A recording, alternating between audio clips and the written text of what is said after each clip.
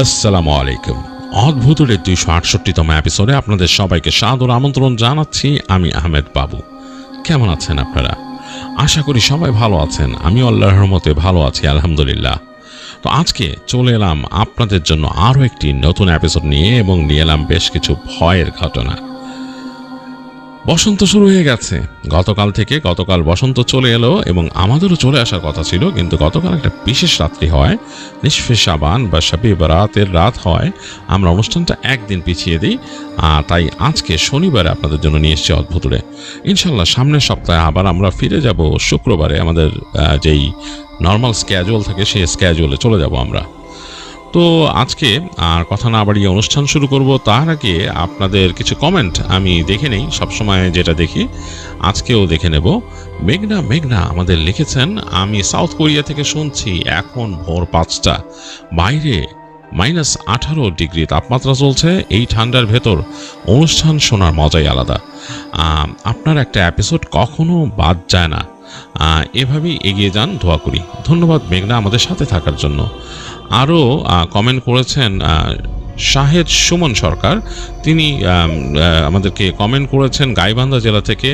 তিনি লিখেছেন, আমাদের 2টি কওমি মাদ্রাসা আছে, আমাদের মাদ্রাসার আশপাশে কোনো বাড়ি নেই, একেবারেই ফাঁকা জায়গা, কিছু দূর পর কবরস্থান, পাশাপাশি শ্মশানঘাট, ঘরের ভেতর একা বসে শুনছি। বাহ, একেবারেই অন্যরকম একটা পরিবেশ, বেশ ভৌতিক এনভায়রনমেন্ট। একা বসে এমন খোলা প্রান্তরের মাঝে একটা ঘরে যদি বসে শোনেন, এবং খুব কাছাকাছিতে যদি থাকে কবরস্থান, তাহলে কিন্তু বেশ ভয়ের একটা ব্যাপার। তো যাই হোক, আশা করি আপনি সাথেই থাকবেন এবং নিরাপদে থাকবেন। আমাদেরকে আরও কমেন্ট করেছেন, আপনার নাম আব্দুল আউয়াল, বয়স 21 বছর। প্রতিদিন আপনার ঘটনাগুলি শুনি, আমার গল্পগুলো শুনে বেশ ভালো লাগে। থ্যাংক ইউ আমাদের সাথে থাকার জন্য আব্দুল আউয়াল। কাতার থেকে নূর মোহাম্মদ সাহেব লিখেছেন, কাতার থেকে শুনছি বাবু ভাই, কাজ করতে করতে আপনার শো শুনি, অনেক ভালো লাগে। ধন্যবাদ নূর মোহাম্মদ, আপনাদের এই ব্যস্ত সময়ের মাঝেও যে আপনারা অদ্ভুত রেখে সময় দেন, এটার জন্য আমি আপনাদের কাছে কৃতজ্ঞ, এবং আমাদের সাথে থাকার জন্য আমি আপনাকে অনেক ধন্যবাদ জানাচ্ছি। যাই হোক, আজকে আর কমেন্ট নয়, আজকে চলে যাব মূল অনুষ্ঠানে। আমি চলে যাব কয়েক সেকেন্ডের জন্য, ফিরে আসবো ঘটনা নিয়ে। ততক্ষণ পর্যন্ত আপনারা কোথাও যাবেন না, আমাদের সাথেই থাকুন। তবে একটা রিকোয়েস্ট করবো যাওয়ার আগে, যারা আমাদের চ্যানেলটি এখনো সাবস্ক্রাইব করেননি, কাইন্ডলি সাবস্ক্রাইব করে ফেলুন, একটি লাইক দিন, শেয়ার করে দিন, যাতে করে অন্যরাও অদ্ভুতরে শুনতে পায়। ফিরে আসছি কয়েক সেকেন্ডের মধ্যে, কোথাও যাবেন না, আমাদের সাথেই থাকুন।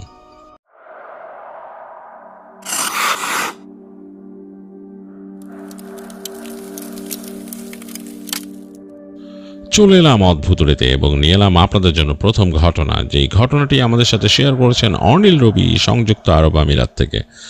আপনারা অনেকেই রবির ঘটনা বেশ পছন্দ করেন। রবি আমাদের সাথে মাঝে মাঝেই ঘটনা শেয়ার করেন, কারণ আমার কাছে অনেক ইমেল আসে, তারা অনেকেই রিকোয়েস্ট করেন যে ভাইয়া রবি ভাইয়ার ঘটনা আরও শুনতে চাই। তো রবি ব্যস্ত মানুষ, তিনি জব করেন সেখানে, এবং তার এই শত ব্যস্ততার মাঝেও তিনি অনেক কষ্ট করে আমাদের কাছে ঘটনা লিখে পাঠান। তাকে আমরা এই জন্য ধন্যবাদ জানাই। যাই হোক, রবির এইবারকার ঘটনা তিনি কালেক্ট করেছেন তার এক কলিগের কাছ থেকে, যার নাম দানিয়াল মির্জা। তিনি পাকিস্তানের মুলতানের বাসিন্দা, এবং সেই দানিয়াল মির্জার মামার একটি ঘটনা তিনি শেয়ার করেছেন আমাদের সাথে, এবং তিনি রিকোয়েস্ট করেছেন, রবি রিকোয়েস্ট করেছেন আমি যেন আমার মতো করে ঘটনাটা আপনাদের কাছে শেয়ার করি। তো আমি চলে যাব রবির শেয়ার করা ঘটনায় এখানে ঘটনার সুবিধার্থে তার মামার একটা ছদ্মনাম ব্যবহার করব, যেটি হচ্ছে আব্বাস আলী, যে ছদ্মনামটি রবি আমাদের সাথে শেয়ার করে দিয়েছেন এইভাবে। চলে যাচ্ছি রবির পাঠানো ঘটনায়।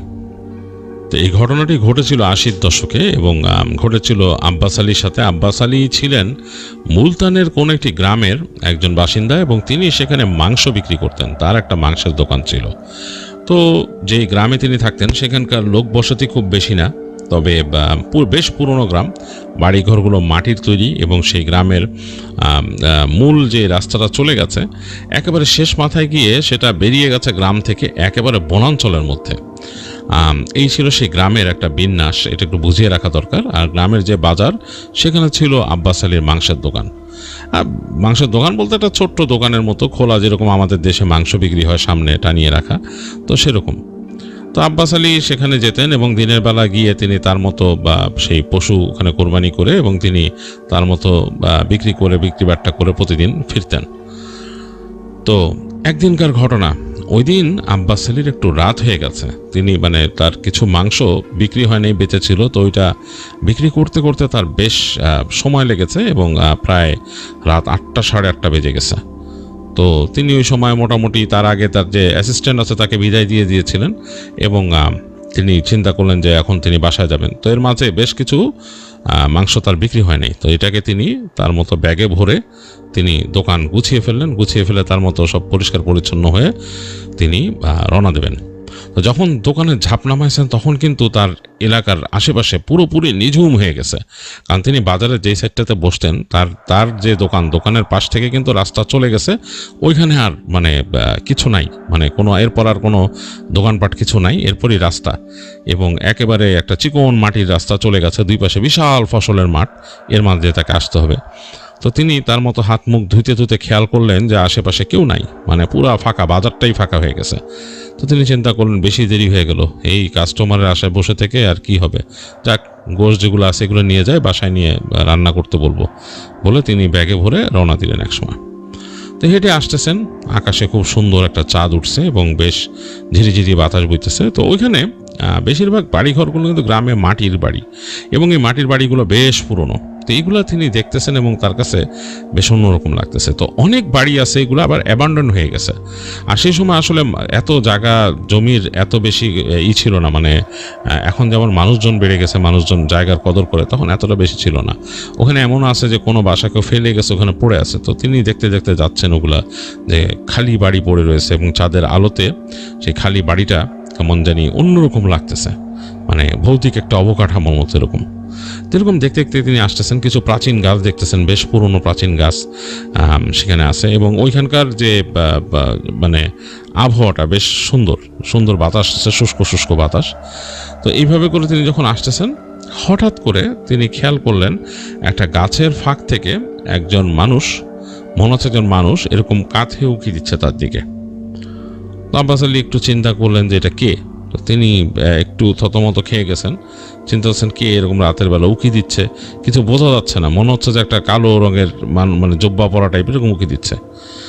তো আরেকটু পর তিনি খেয়াল করলেন যে ওই যে মানুষটা উকি দিচ্ছিল সে আস্তে আস্তে হেঁটে বেরিয়ে এসে রাস্তার মাঝখানে দাঁড়ায় গেল, একেবারে রাস্তার মাঝখানে। তো তিনি থতমত খেয়ে গেছেন আব্বাস আলী যে রাস্তার মাঝখানে, বেশ উঁচু লম্বা, বেশ উঁচু একটা মানুষ। তো তিনি কাছে যখন যাচ্ছেন, একদম কাছে চলে গেছেন, তখন তিনি একটা কেমন যেন স্মেল পাচ্ছেন। স্মেলটা খুব অন্যরকম, তার কাছে মনে হচ্ছে যে সাধারণ যে আমরা যে সচরাচর যে হয়তো আতর বা এরকম ঘ্রাণ না, বেশ উৎকট টাইপের, মনে হচ্ছে কাঠ কয়লা পোড়ানো একটা গন্ধ টাইপের এরকম আসতেছে সেই মানুষটার থেকে। বোঝা যাচ্ছে যে সেই মানুষটা হয়তো কয়লা টয়লা পোড়ায় যদি বসে থাকে সেখান থেকে গায়ে লাগে যেরকম সেরকম। তো মানুষটা তাকে জিজ্ঞেস করতেছে যে আব্বাস মিয়া কেমন আছেন, তাকে উর্দুতে জিজ্ঞেস করতেছে আর কি। তো তিনি বলতেছেন যে তিনি দেখলেন যে লোকটা কিন্তু সালামের ধার দিয়ে যায় নাই। সাধারণত মানুষ সালাম দেয় ওখানে, দেখা হলে সালাম দোয়া করে। তো সালাম এনে জিজ্ঞেস করছে আব্বাস মিয়া কেমন আছেন। তো তার কাছে এটা একটু অস্বস্তিকর লাগছে। তিনি একটু চিন্তা করে তিনি সালাম দিলেন। তিনি সালাম দিয়ে বললেন যে আপনি কে, তাকে উর্দুতে জিজ্ঞেস করতেছে যে আপনি কে। তো ওই লোকটা উত্তর দিল না সালামের, সে বলল যে আমি এখানেরই লোক, এখানেই বাস করি। তো আব্বাস আলী এতক্ষণ কিন্তু মানে কাছে আস্তে আস্তে কথা বলতেছিল, তো এখন সে কমপ্লিটলি থেমে গেল লোকটার কাছে এসে, মানে প্রায় 3 ফিটের মতো দূরত্ব দুজনের মধ্যে। তো আব্বাস আলী খেয়াল করতেছে যে একটা উৎকট গন্ধটা আরো প্রকট হয়ে গেছে। সে বুঝতে পারতেছে যে এই লোকটার কাছ থেকে আসতেছে, যে সে একটা একদম কাঠকয়লা পোড়ানো জায়গায় বসেছিল, এরকম একটা উৎকট গন্ধ, এবং তার চেহারা ভালো মতো দেখা যাচ্ছে না। মাথায় একটা পাগড়িটা পরা, এবং সে চাঁদ যেহেতু তার পেছনে গাছগাছালির ফাঁক দিয়ে আলো এসে তার মাথায় পড়ে, তার চেহারা বোঝা যাচ্ছে না। বোঝা যাচ্ছে যে চেহারাটা ডার্ক, মানে খুব একটা ভালো মতো বোঝা যাচ্ছে না। তো লোকটা তাকে জিজ্ঞেস করলো যে আপনার ব্যাগে কি গোশ? তো আব্বাস আলী বললো যে হ্যাঁ গোশ। বলে এগুলো বেচতে পারেন নাই? তখন বলতেছে যে হ্যাঁ বেচতে পারি নাই, বাসায় নিয়ে যাচ্ছি। কেন, কি সমস্যা কি, এটা সম্বন্ধে আপনি কেন জানতে চাচ্ছেন? এটা আমার পার্সোনাল জিনিস। তখন বলে আচ্ছা আচ্ছা, ওইটা কোনো কথা না, আমার দরকার ছিল আপনার সাথে, এর জন্য আমি আপনার ওইখানে আজকে আসতাম, কিন্তু আজকে আসা হয়নি। আব্বাস আলী তখন বলতেছে যে আমার তো ব্যবসা বন্ধ হয়ে যায় অনেক আগে, আমি তো অনেক পরে বেরিয়েছি, আপনি আসতে তো আগেই আসতে পারতেন। বলে না, পরে ভাবলাম যে আপনি এদিক দিয়ে যাবেন। তো তখন বললো আপনাকে আমি চিনি, আপনার নাম কি? বলে আমার নাম দিয়ে আপনার কি দরকার? আমার গোশ দরকার, আমি গোশ কিনবো আপনার থেকে, তবে আমার একটা কালো গরুর গোশ দরকার এবং অনেক গোশ দরকার। তো আব্বাস আলী একটু চিন্তায় পড়লো যে অনেক গোশ মানে কত গোশ দরকার আপনার? তো বলছে 3 মনের মতো হবে, 3 মনের মতো গোশ দরকার। তো 3 মন গোশ শুনে একটু মানে আব্বাস আলী একটু থতমত খাইলেন, কারণ তার পুরো একটা গরু এখানে হয়তো লাগবে। তো তিনি বললেন যে পুরো 3 মন লাগবে? বলে হ্যাঁ। বলে তাহলে বলে কবে? মানে আমি তো এটা আমার প্রিপারেশন নিতে হবে, গরু আনাইতে হবে এরকম। বলে আপনি এক কাজ করেন, পরশুদিন আমার জন্য এই একটা কালী গরু আনবেন, কালো গরু, কিন্তু কালো গরু হবে, এবং কালো গরুটাকে আপনি করবেন 3 মনের মতো মাংস হিসাব করে আমার জন্য রেডি করবেন, এবং কাহিনী হচ্ছে মাংসটা পৌঁছায় দিতে হবে আমাকে। তো আব্বাস আলী বলল কোথায় পৌঁছাইতে হবে? এই গ্রামেই? বলে গ্রামের থেকে একটু পাশে, ওইখানে আপনার যাইতে হবে, গ্রাম ছাড়াই বেরোতে হবে ওই সামনে রাস্তা দিয়ে। তো আব্বাস আলী বললো আমি ওখানে তো কখনো যাই নাই। বলে যাইতে পারবেন, কাউকে জিজ্ঞেস করলেই আপনাকে ওই ঠিকানা দিয়ে দিবে। তো বললো কোথায়? বলে ওইখানে একটা দরগা আছে, ওই সামনে এই রাস্তা দিয়ে সোজা গেলে গ্রামের শেষে একটা দরগা আছে। তো ওই দরগা পার হয়ে গেলে আরও মাইলখানেক গেলেই আপনি পাবেন, ওইখানে আমাদের ওখানে জঙ্গল শুরু হয়েছে, জঙ্গলের কাছেই আমাদের আছে, কমিউনিটি থাকে, ওখানে গেলে পাবেন, ওইখানে নিয়ে আসলেই হবে। এবং মাংস কিন্তু আমাদের লাগবে, সন্ধ্যার মধ্যে লাগবে। তো আব্বাস আলী বললো যে আচ্ছা ঠিক আছে, সন্ধ্যার মধ্যে আমি তো গরু রেডি করে ফেলবো আগেই আর এসে, তবে আপনাকে যে এরকম গরুর অর্ডার পুরা দিলে, এবং আপনি যেভাবে বলছেন কালো গরু লাগবে, বলে হ্যাঁ কালো গরু, কোনো খুঁত থাকা যাবে না এরকম। তো বলে আচ্ছা সেটা আমি দেখে কিনলাম। বলে এরকম করতে গেলে তো আমাকে আগে কেনা লাগবে, আপনাকে আগে টাকা দেওয়া লাগবে। বলে এটা কোনো সমস্যাই না। বলে লোকটা তাকে একটা এরকম পাউচ বাড়ায় তুললো সামনে, মানে একটা ব্যাগের মতো।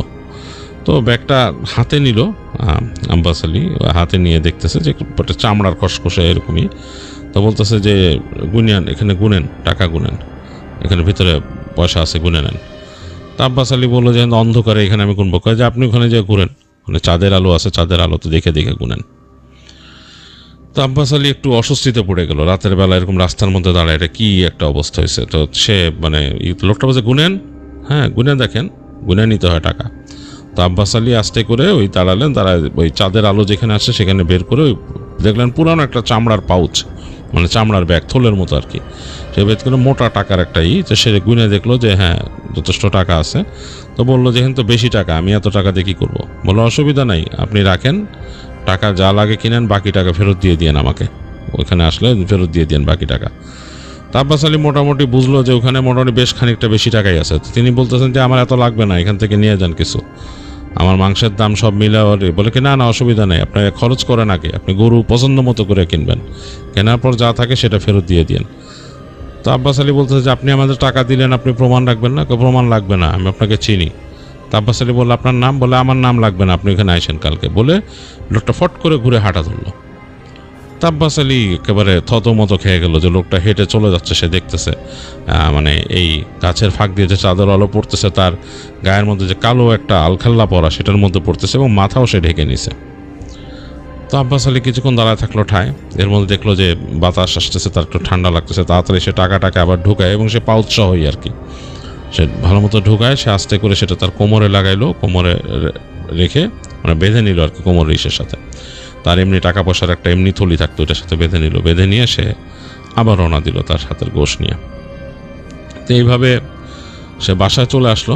বাসায় এসে সে তার স্ত্রীকে ডাক দিল এবং তার স্ত্রীও আসলো, এবং তাদের বাড়িটা এরকম ছিল যে এরকম দেয়াল দেয়া চারিপাশে, এবং মাঝখানে তাদের একটা চারপাইতে তারা বসতো, ওই পাশে কিচেন আছে, রান্না হইতো পাশে, এরকম আর কি। তো স্ত্রীকে সে গোশত দিয়ে নিজের মতো যে ফ্রেশ হলো, ফ্রেশ হয়ে এসে খেতে বসছে রাত্রেবেলা। তার স্ত্রীর মধ্যে রান্নাবাড়া করছে, রান্নাবাড়া করে খেতে বসে বলতেছে যে এরকম এরকম ব্যাপার। তার স্ত্রীকে বলতেছে যে এরকম একটা অর্ডার পেয়েছি। তার স্ত্রী বললো যে এত অর্ডার, আপনি তো আর তাহলে অন্যদের মাংস বেচবেন না ওই দিন?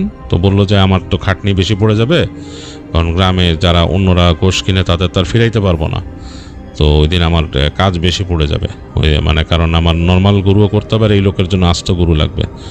তো যাই হোক, দেখি কাজ করি, কি করব। তো তার স্ত্রী বলতেছে যে আপনি আবার এটা পৌঁছায় দেওয়ার দায়িত্ব নিয়েছেন কেন এত দূর? সেই লোকের মাংস দরকার, সে এসে নিয়ে যেত আপনার থেকে। বলে এখন কী করবো, সে তো বলছে টাকা পয়সা খরচ সবই দিবে, এবং এখন এত টাকা দিয়ে দিচ্ছে আমাকে এক্সট্রা, যদি মানে যা প্রয়োজন হয় ভাঙতে বলছে এখান থেকে। তো তার স্ত্রী তাকে বলে যে আপনার ব্যবসা আপনি ভালো বুঝেন, আমি আর কি বলবো, দেখেন কি করবেন। তো আব্বাস আলী খাওয়া দাওয়া করে মানে অনেকক্ষণ শুয়ে থেকে তারপর ঘুমা যায় আর কি ওই দিন। তো পরের দিন খুব ভোরে উঠে সে চলে যায় তার পশু কেনার জন্য, যেখান থেকে পশু কিনে নিয়ে যায় সে সেখানে। তো সেখানে গিয়ে সে খুঁজতে থাকে, এবং তার সমস্যা হয়েছে সে ওরকম কালো গরু পছন্দ মতো পাচ্ছে না, যেহেতু লোকটা তাকে আগে টাকা দিয়ে গেছে এবং বলছে একদম নিখুঁত ভালো গরু কিনতে। তো সে ওরকম খুঁজতে থাকে যে একেবারে কালো রঙের গরু সে কোথায় পায়, যেটার মোটামুটি সব কিছু সে সুন্দর দেখে নেবে এবং ওজনও মিলতে হবে, কারণ ওটা 3 মণ মাংস হইতে হবে, সলিড মাংস 3 মণ হইতে হবে। তো ওরকম দেখে দেখে তিনি খুঁজতেছেন, খুঁজে তার মতো মিলতেছে না, কোনটা বড় হয়ে যায়, কোনটা ছোট হয়ে যাচ্ছে। তো এরকম করতে তার সময় চলে যাচ্ছে বেশ। সে নিজের জন্য যে মানে কাস্টমারকে বিক্রি করে সেই পশু কিন্তু সে কালেক্ট করে ফেলছে, যে এইটার জন্য তার সমস্যা হচ্ছে।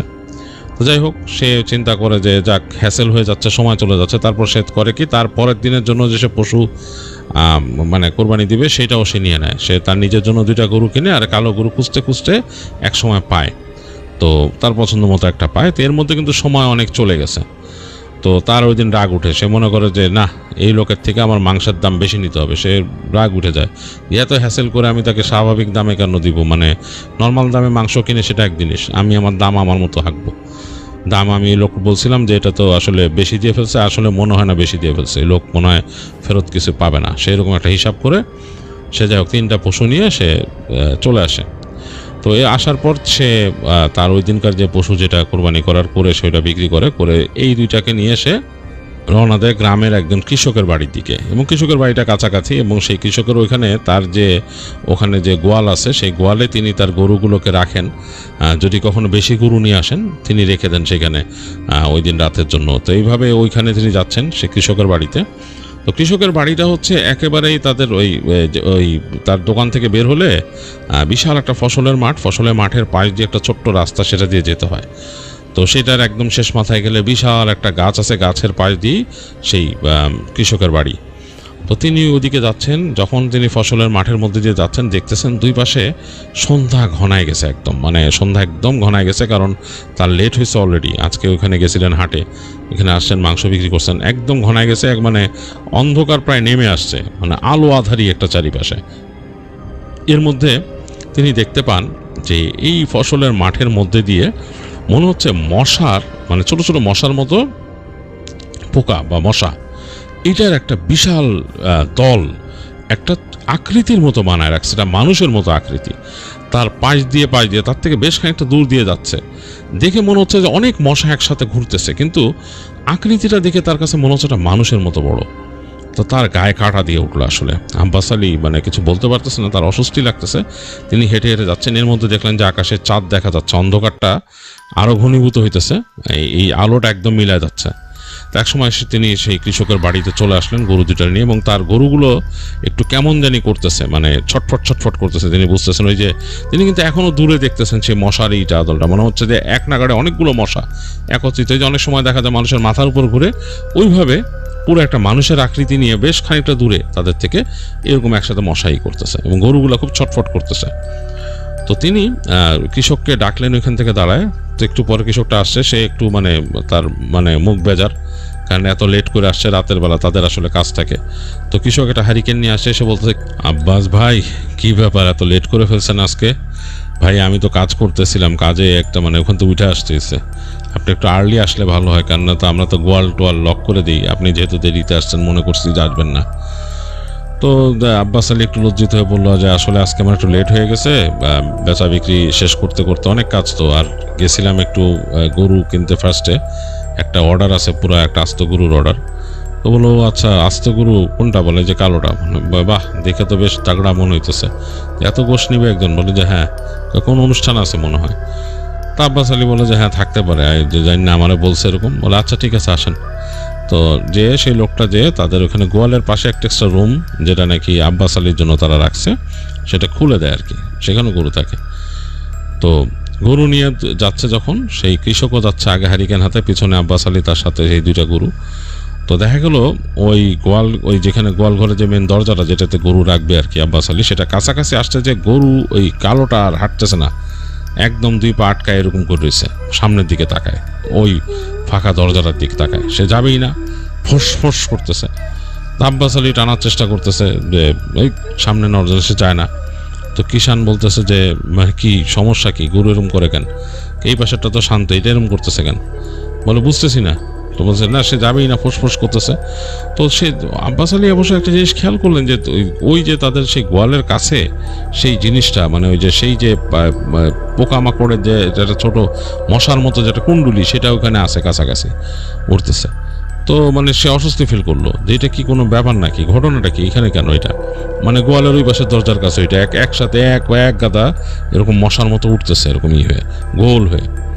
যাই হোক, গরু উঠবে না, তখন আব্বাস আলী টানাটানি শুরু করলো, জোরে টেনে টেনে তাকে নিয়ে, মানে কাইন্ড অফ লাইক পিঠে হাত টাত বুলায় বিভিন্নভাবে গরুটাকে নিয়ে গেল ঘরটার কাছে, ঘরটার মধ্যে নিয়ে রাখলো এবং তার গরুটাকেও ঢুকাইলো। এবং ঢোকানোর পর মনে হলো তার গরুটাও একটু অস্থির হয়ে গেল কেমন জানি ঘরে ঢোকার পরে।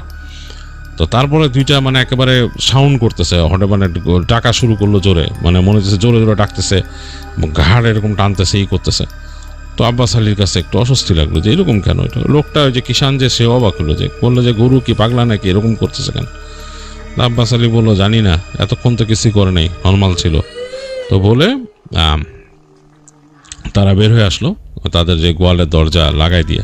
তো গোয়ালের দরজা মোটামুটি ছিল মাটি থেকে প্রায় 1 ফিটের মতো ফাঁকা নিচে, কিন্তু হ্যাঁ 1 ফিট না, আর একটু 6 ইঞ্চির মতো এরকম ফাঁকা আছে নিচে, আর উপরে প্রায় খানিকটা ফাঁকা আছে অনেকটা জায়গা। তো তারা যখন চলে আসতেছে তখন কিন্তু আব্বাস আলী একবার পিছন ফিরে তাকাইলেন, তিনি দেখলেন মনে হলো যে মশার যে কুণ্ডুলিটা ওই গোয়ালের মধ্যে ঢুকে গেল, পুরা মানে পো করে ঢুকে গেল। এবং তারা বুঝতেছে বেশ মানে এইগুলো ছটফট কেমন করতেছে, এই করতেছে। কিষান বললো যে রাত্রে আবার সমস্যা করবে নাকি, ভালো মতো বানছেন তো?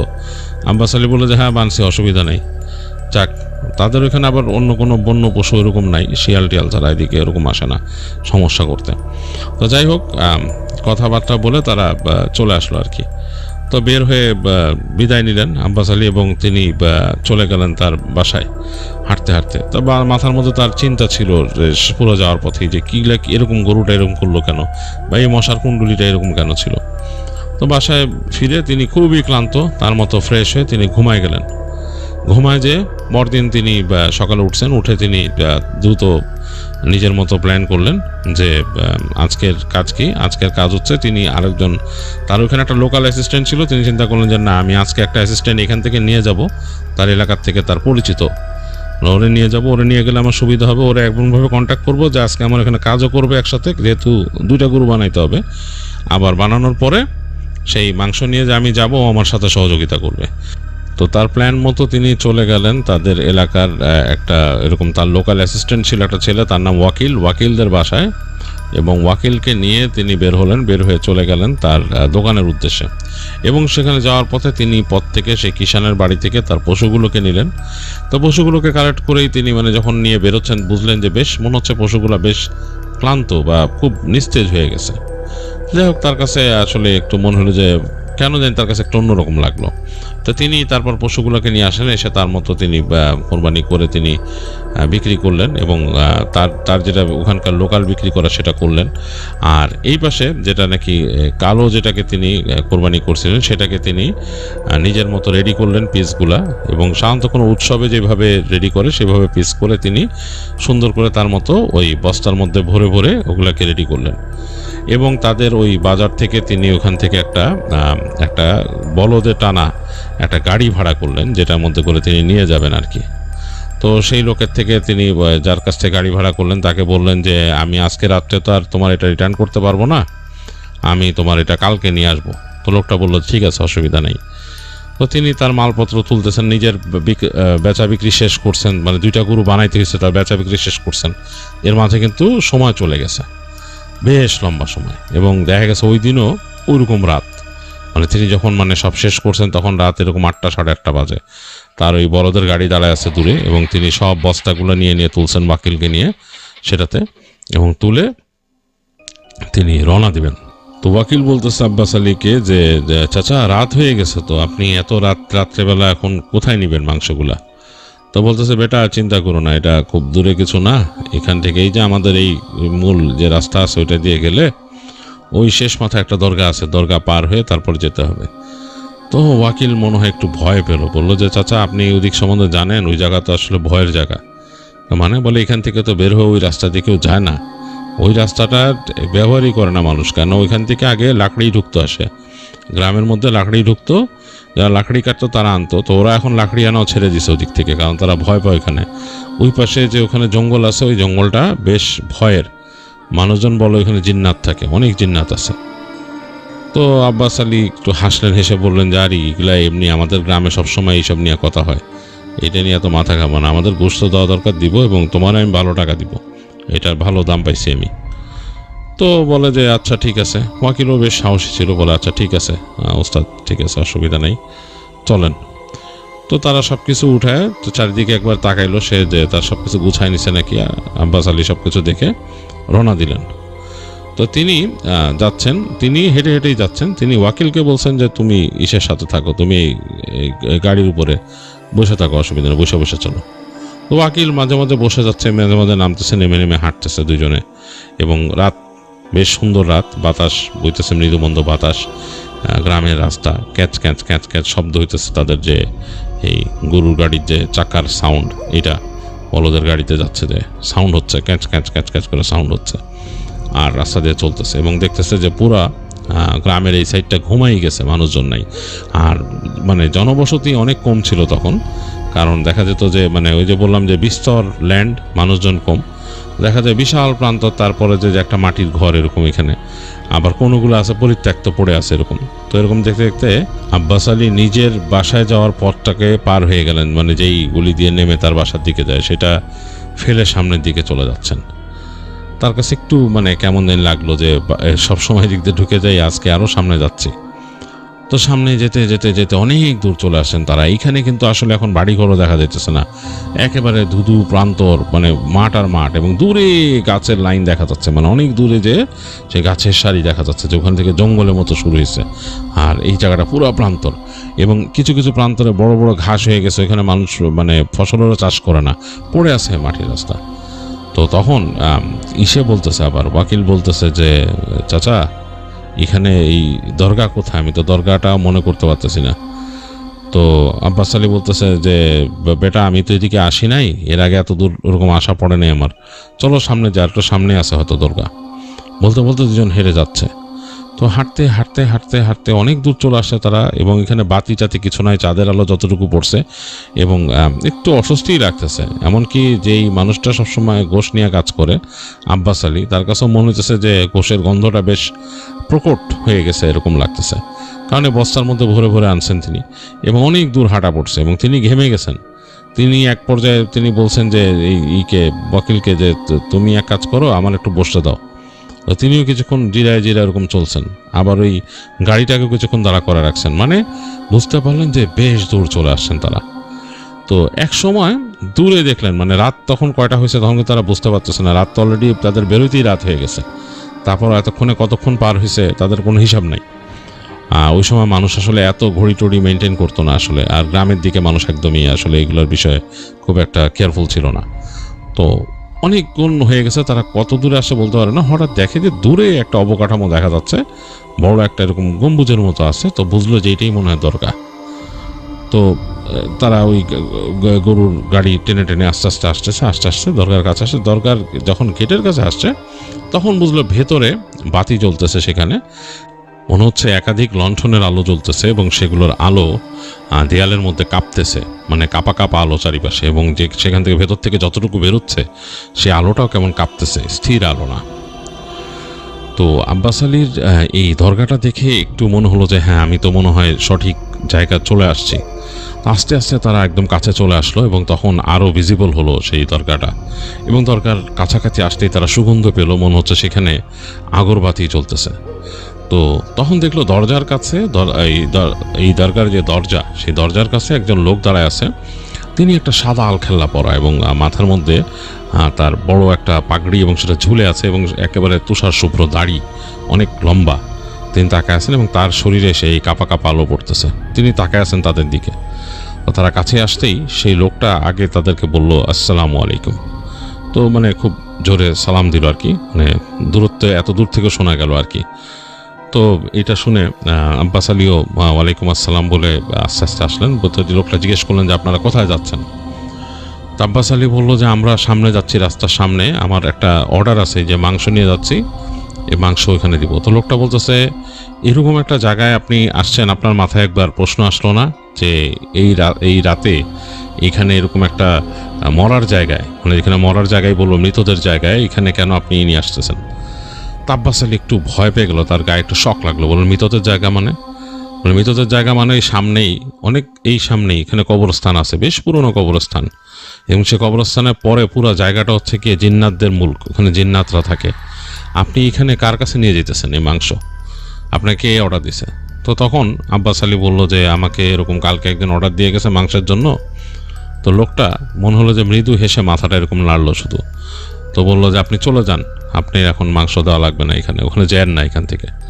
তো তিনি তখন বললেন যে মানে একটু মানে মন খারাপ হলো আব্বাস আলীর। তিনি বলল যে হুজুর, আসলে এত দূর থেকে আসছি অনেক কষ্ট করে, আর আমি কখনো কারো কাছ থেকে কোনো অর্ডার নিলে সেটা আমি মানে করি না, মানে ফিরাই দিই না, সেটা ফিরাই নেই না, যেহেতু আমি মাংসের অর্ডার নিয়েছি মাংসটা দিয়েই যাবো তাদের। তো তখনই হুজুর একটু মানে অন্য মনস্ক হয়ে গেলেন, শুধু বিড়বিড় করে বললেন ইমানদারি বলে তিনি তাদেরকে হাত দিয়ে দাঁড়াইতে বললেন। দাঁড়াইতে বলে একটা লণ্ঠন এনে দিলেন ভেতর থেকে। লণ্ঠন এনে দিয়ে বললেন যে এই লণ্ঠনটা রাখেন।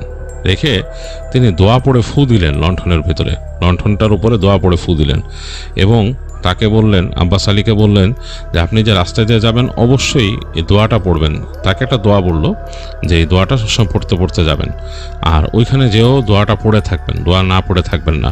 আর খবরদার এই যে যতদূর আলো পড়তেছে আলোর বাইরে যাবেন না, হ্যাঁ, আলোর মধ্যে থাকবেন, আলোর বাইরে যাবেন না। আলো আপনার এই লণ্ঠনেও আমি দোয়া পড়ে ফু দিয়ে দিছি, আলোর বাইরে যাবেন না।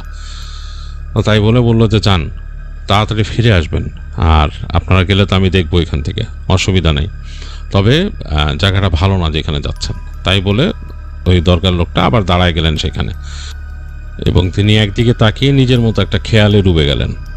তো আব্বাস আলী কিছুক্ষণ দাঁড়ায় রইলেন, চিন্তা করলেন যে এখন তার কিছু নাই। তাকায় দেখতেছেন যে সেই সুফি ভদ্রলোক যিনি আছেন তিনি তার মতো একদিকে তাকায় খেয়ালে আছেন, মানে তার কোনো আর এদিকে ভ্রুক্ষেপ নাই। আব্বাস আলী তিনি সেই ওয়াকিলকে বললেন চলো সামনে যাই আমরা। তো ওয়াকিল মনে হলো একটু ভয় পাইছে, সে আব্বাস আলীকে বলল যে চাচা আসলেই যাব আমরা? বলে আসলে যাব মানে দেওয়া লাগবে না, মাংসগুলো এগুলো নিয়ে আসছি, এগুলো কি এখানে রেখে যাব নাকি? এই যার গোশ তাকে ডেলিভারি দিয়ে যেতে হবে, এরকম করলে হবে না, আমি কখনো অর্ডার নিয়ে এরকম ছাড়ি না বলে তিনি হাঁটা ধরলেন যে তারপর সেই তার সাথে যেই ওয়াগন আসছিল দেখলো যে সেখানকার যেই বলদটা ছিল এটার সাথে এটাও টায়ার্ড হয়ে গেছে, ওইটার পিঠে হাত বুলায় তারপর ওইটাকে আবার হাঁটতে বললেন তিনি। তো হেঁটে যাচ্ছেন তারা, কিন্তু দরগা পেছনে ফিরে চলে আসছেন, এখন রাস্তা দিয়ে আসতেছেন। এখন দুই পাশে শুরু হয়ে গেছে অলরেডি, রাস্তার দুই পাশে বড় বড় গাছ, এবং এইখানে কোনো বসত বাড়ি দেখতেছে না, উঁচু উঁচু গাছ দুই পাশে, এবং মাঠ, মানে মানে একেবারে বেশ বড় খোলা প্রান্তর, আর তার পাশ দিয়ে গাছগুলা গেছে বেশ বড় বড়, মনে হচ্ছে যে তারা জঙ্গলের মধ্যে ঢুকে গেছে।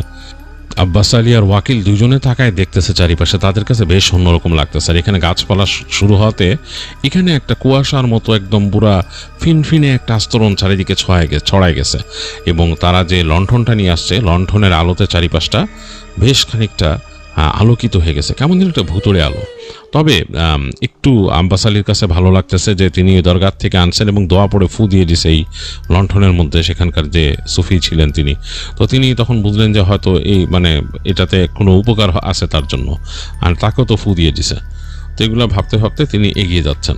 একটু পরে একটা খোলা প্রান্তর দেখলেন তারা, এবং প্রান্তরটা এরকম মানে এই জায়গায় গাছগাছালি মানে বেশ পাতলা হয়ে গেছে এবং একটা ফাঁকা জায়গা, সেখানে বেশ কিছু ছোট ছোট স্তম্ভর মতো দেওয়া, পাথরের মতো, বেশ খানিকটা গ্যাপে গ্যাপে। এখন তিনি বুঝতে পারলেন যে এখানে কবর ছিল, একটু আগে যে কবরস্থানের কথা বলছে সেই কবরস্থান মনে হয় এটা। এটা ভেবে আব্বাস আলী মনে মনে আগে দোয়া পড়লেন, কবরের দোয়া আছে সেটা পড়লেন, পড়ে তিনি যাচ্ছেন আসসালামু আলাইকুম ইয়া আহলাল কুবুর পড়তে পড়তে তিনি যাচ্ছেন একটু সামনে। তারপরে তার মনে হলো যে তাকে একটু আগে সুফি সাহেব বলে দিয়েছেন একটা সূরা পড়তে, তো তিনি সেটাও পড়তেছেন আস্তে আস্তে।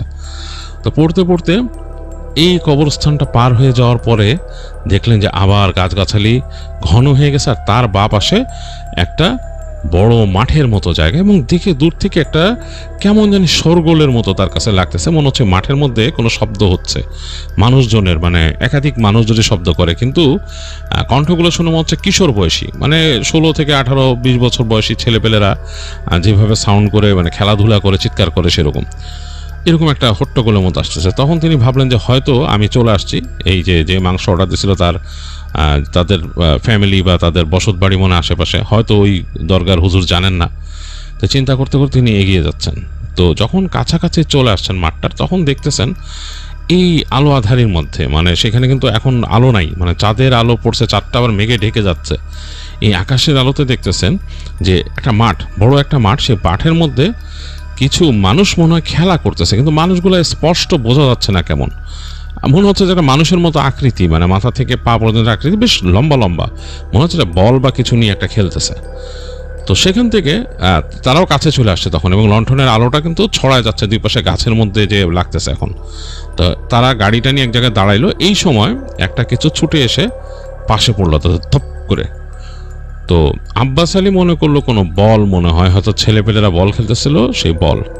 তো তিনি দৌড় দিয়ে কাছে গেলেন, একটু সামনে গিয়ে সেই বলটাকে লাথি দিয়ে তাদের কাছে পাঠিয়ে দেওয়ার চেষ্টা করলেন, যেভাবে মানুষের আশেপাশে আমাদের মানুষের, আমরা যখন হাঁটাচলা করি ছোটরা বল খেললে যেরকম আসে এরকম।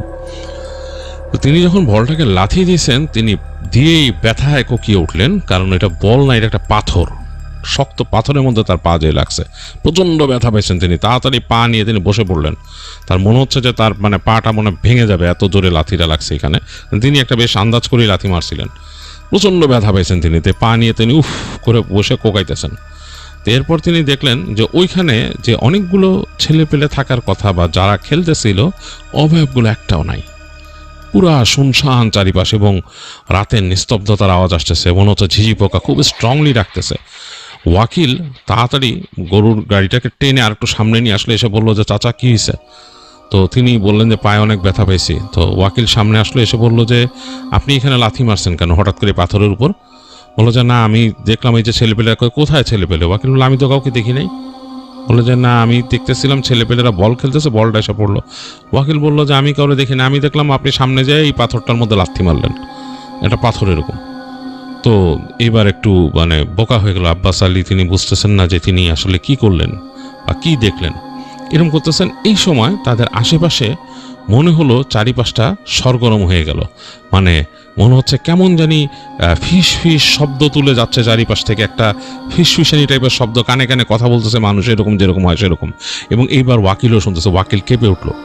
ওয়াকিল কেঁপে উঠে তিনি আব্বাস আলীকে বলেন, চাচা ভয় লাগতেছে, মনে হচ্ছে আমাদের আশেপাশে কোনো কিছু আছে, কোনো প্রাণী টানি আছে, এই গোশতের গন্ধে আসছে নাকি, কোনো বন্য প্রাণী চলে আসছে নাকি জঙ্গল থেকে।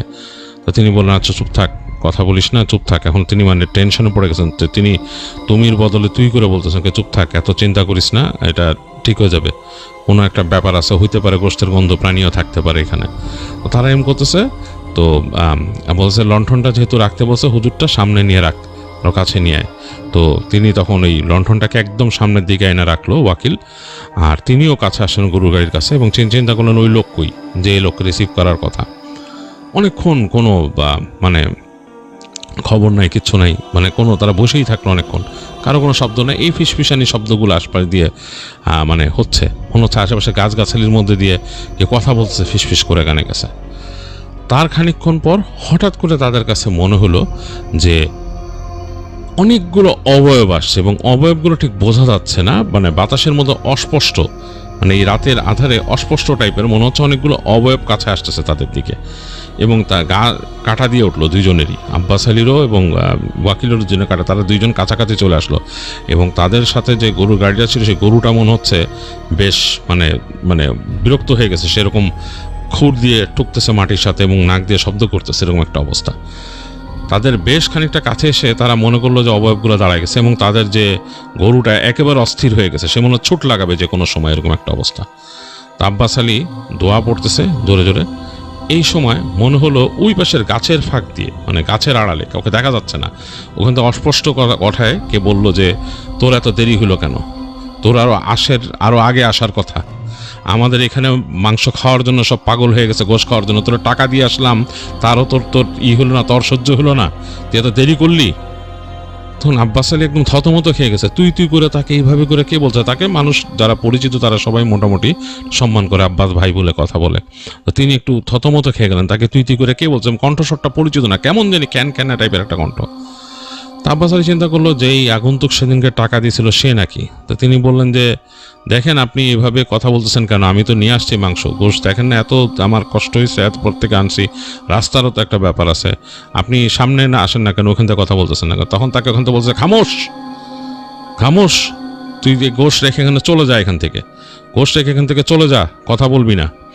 তো তিনি একদম মানে থতমত খেয়ে গেছেন। তিনি চিন্তা করলেন যে কি করবো, বলে কোথায় রাখবো, বলে ওই পাশে রেখে দে, মাংস রেখে চলে যা। তো তিনি মানে আস্তে করে তার সাথে ওয়াকিলকে বললেন যে মাংস বস্তাগুলো নামা। তো ওয়াকিল বস্তাগুলো নামানো শুরু করলো, তিনিও আস্তে আস্তে গিয়ে ওয়াকিলের সাথে হাত লাগালেন।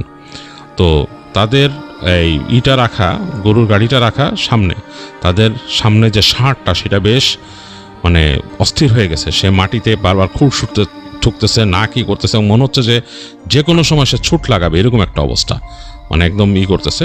এর মাঝে তারা পেছনে এসে, তাদের পেছনে মধ্যে কাঠের একটা পাশ উঁচু, এদিকে লণ্ঠনটা সামনের দিকে রাখা, এই পাশটা বেশ অন্ধকার হয়ে গেছে। তো মাংস নামাচ্ছে এরকম, মানে ওখান থেকে মাংস নামায় রাখতেছে। হঠাৎ করে তাকে ওই পাশ থেকে ডাকলো ওইখান থেকে, আব্বাস আলী এদিকায়। তো আব্বাস তখন চিন্তা করলো যে মানে কি বলবে, কে ডাকতেছে। তিনি আস্তে করে হেঁটে সামনে গেলেন। তখন তাকে বলতেছে যে তুই কি হিসাব ঠিক মতো ধরছিলি আমার? তখন আব্বাস আলী একটু অস্বস্তি লাগলো এবং তিনি বললেন যে হ্যাঁ, হিসাব ঠিক মতো ধরবো না কেন, আমি আপনার এখান থেকে গরু কিনছি, কষ্ট করছি, আমার সময় গেছে, আমার সব হিসাব ধরতে হবে, গোষ্ঠের দাম তো আর আগের মতো হবে না।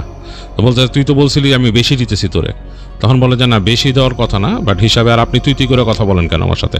তো আব্বাস আলী কিন্তু এই কথাগুলো বলতেছিল অন্ধকার গাছের একটা মানে গাছগাছালির আড়ালের দিকে তাকায়, কারণ ওইখান থেকে কণ্ঠস্বরটা আসতেছে, তার সামনে কিন্তু আসে নাই কেউ, মানে তিনি বুঝতেছেন যে ওখানে দাঁড়ায় কথা বলতেছে কেউ। ঠিক তিনি যখন বলছেন যে আপনি তুই করে কথা বলতেছেন কেন, তখন ঠিক অন্ধকারের ভেতর থেকে সে দেখলো একটা অন্ধকার অবয়ব বের হয়ে আসলো। অন্ধকার অবয়বটা প্রায় 7-8 ফিট উঁচু এবং মনে হচ্ছে একটা মানুষের অবয়ব, গায়ের মধ্যে একটা আলখাল্লা চড়ানো, কিন্তু সে চেহারা স্রোত কিচ্ছু বুঝতে পারলো না। বের হয়ে আস্তে আস্তে এটা বললো কি ইসকত মুখ মাফি, না আরবিতে, এই ছোটোখাটো আরবি কিন্তু তিনি বুঝতেন, আব্বাস আলী বুঝতেন, কিন্তু তিনি কথাটা মানে বুঝতে পারলেন যে মুখ মাফি মানে হচ্ছে মানে বোকা বা পাগল এদেরকে বলে, বা মাথার মধ্যে যার কোনো মানে কিছু নাই, এটাতে মানে দেখা যাচ্ছে এটা নাকি মানে আরবিতে খুব ভয়ঙ্কর একটা গালির মতো আর কি। তো তিনি বুঝে উঠতে পারলেন না তাকে কে এভাবে বকা দিল, এবং সাথে সাথে প্রচণ্ড একটা চড় তিনি বুঝতে পারলেন নিজের গালে, প্রচণ্ড ব্যথা ঠাড়াস করে পড়লো এবং তিনি ছিটকে গিয়ে তার যে গাড়িটা আছে, যেখানে তিনি যে ইনি আসছে গাড়ির উপরে পড়লেন। এর মধ্যে মনে হয় তার ওখান থেকে শেষ এক বস্তা বা কোনো একটা বস্তা নামায় ফেলছিল ওয়াকিল। তিনি পড়ার সাথে সাথে একটা ঝাঁকি যেয়ে পড়লো আর কি সে গাড়ির প্রতি, এবং সেই তাকে নিয়ে সেই ইটা দৌড় দিল, মানে সেই ষাঁড়ের গাড়িটা দৌড় দিল, মানে তার এখানে যে বলদটা ছিল বলদটা দৌড় দিল।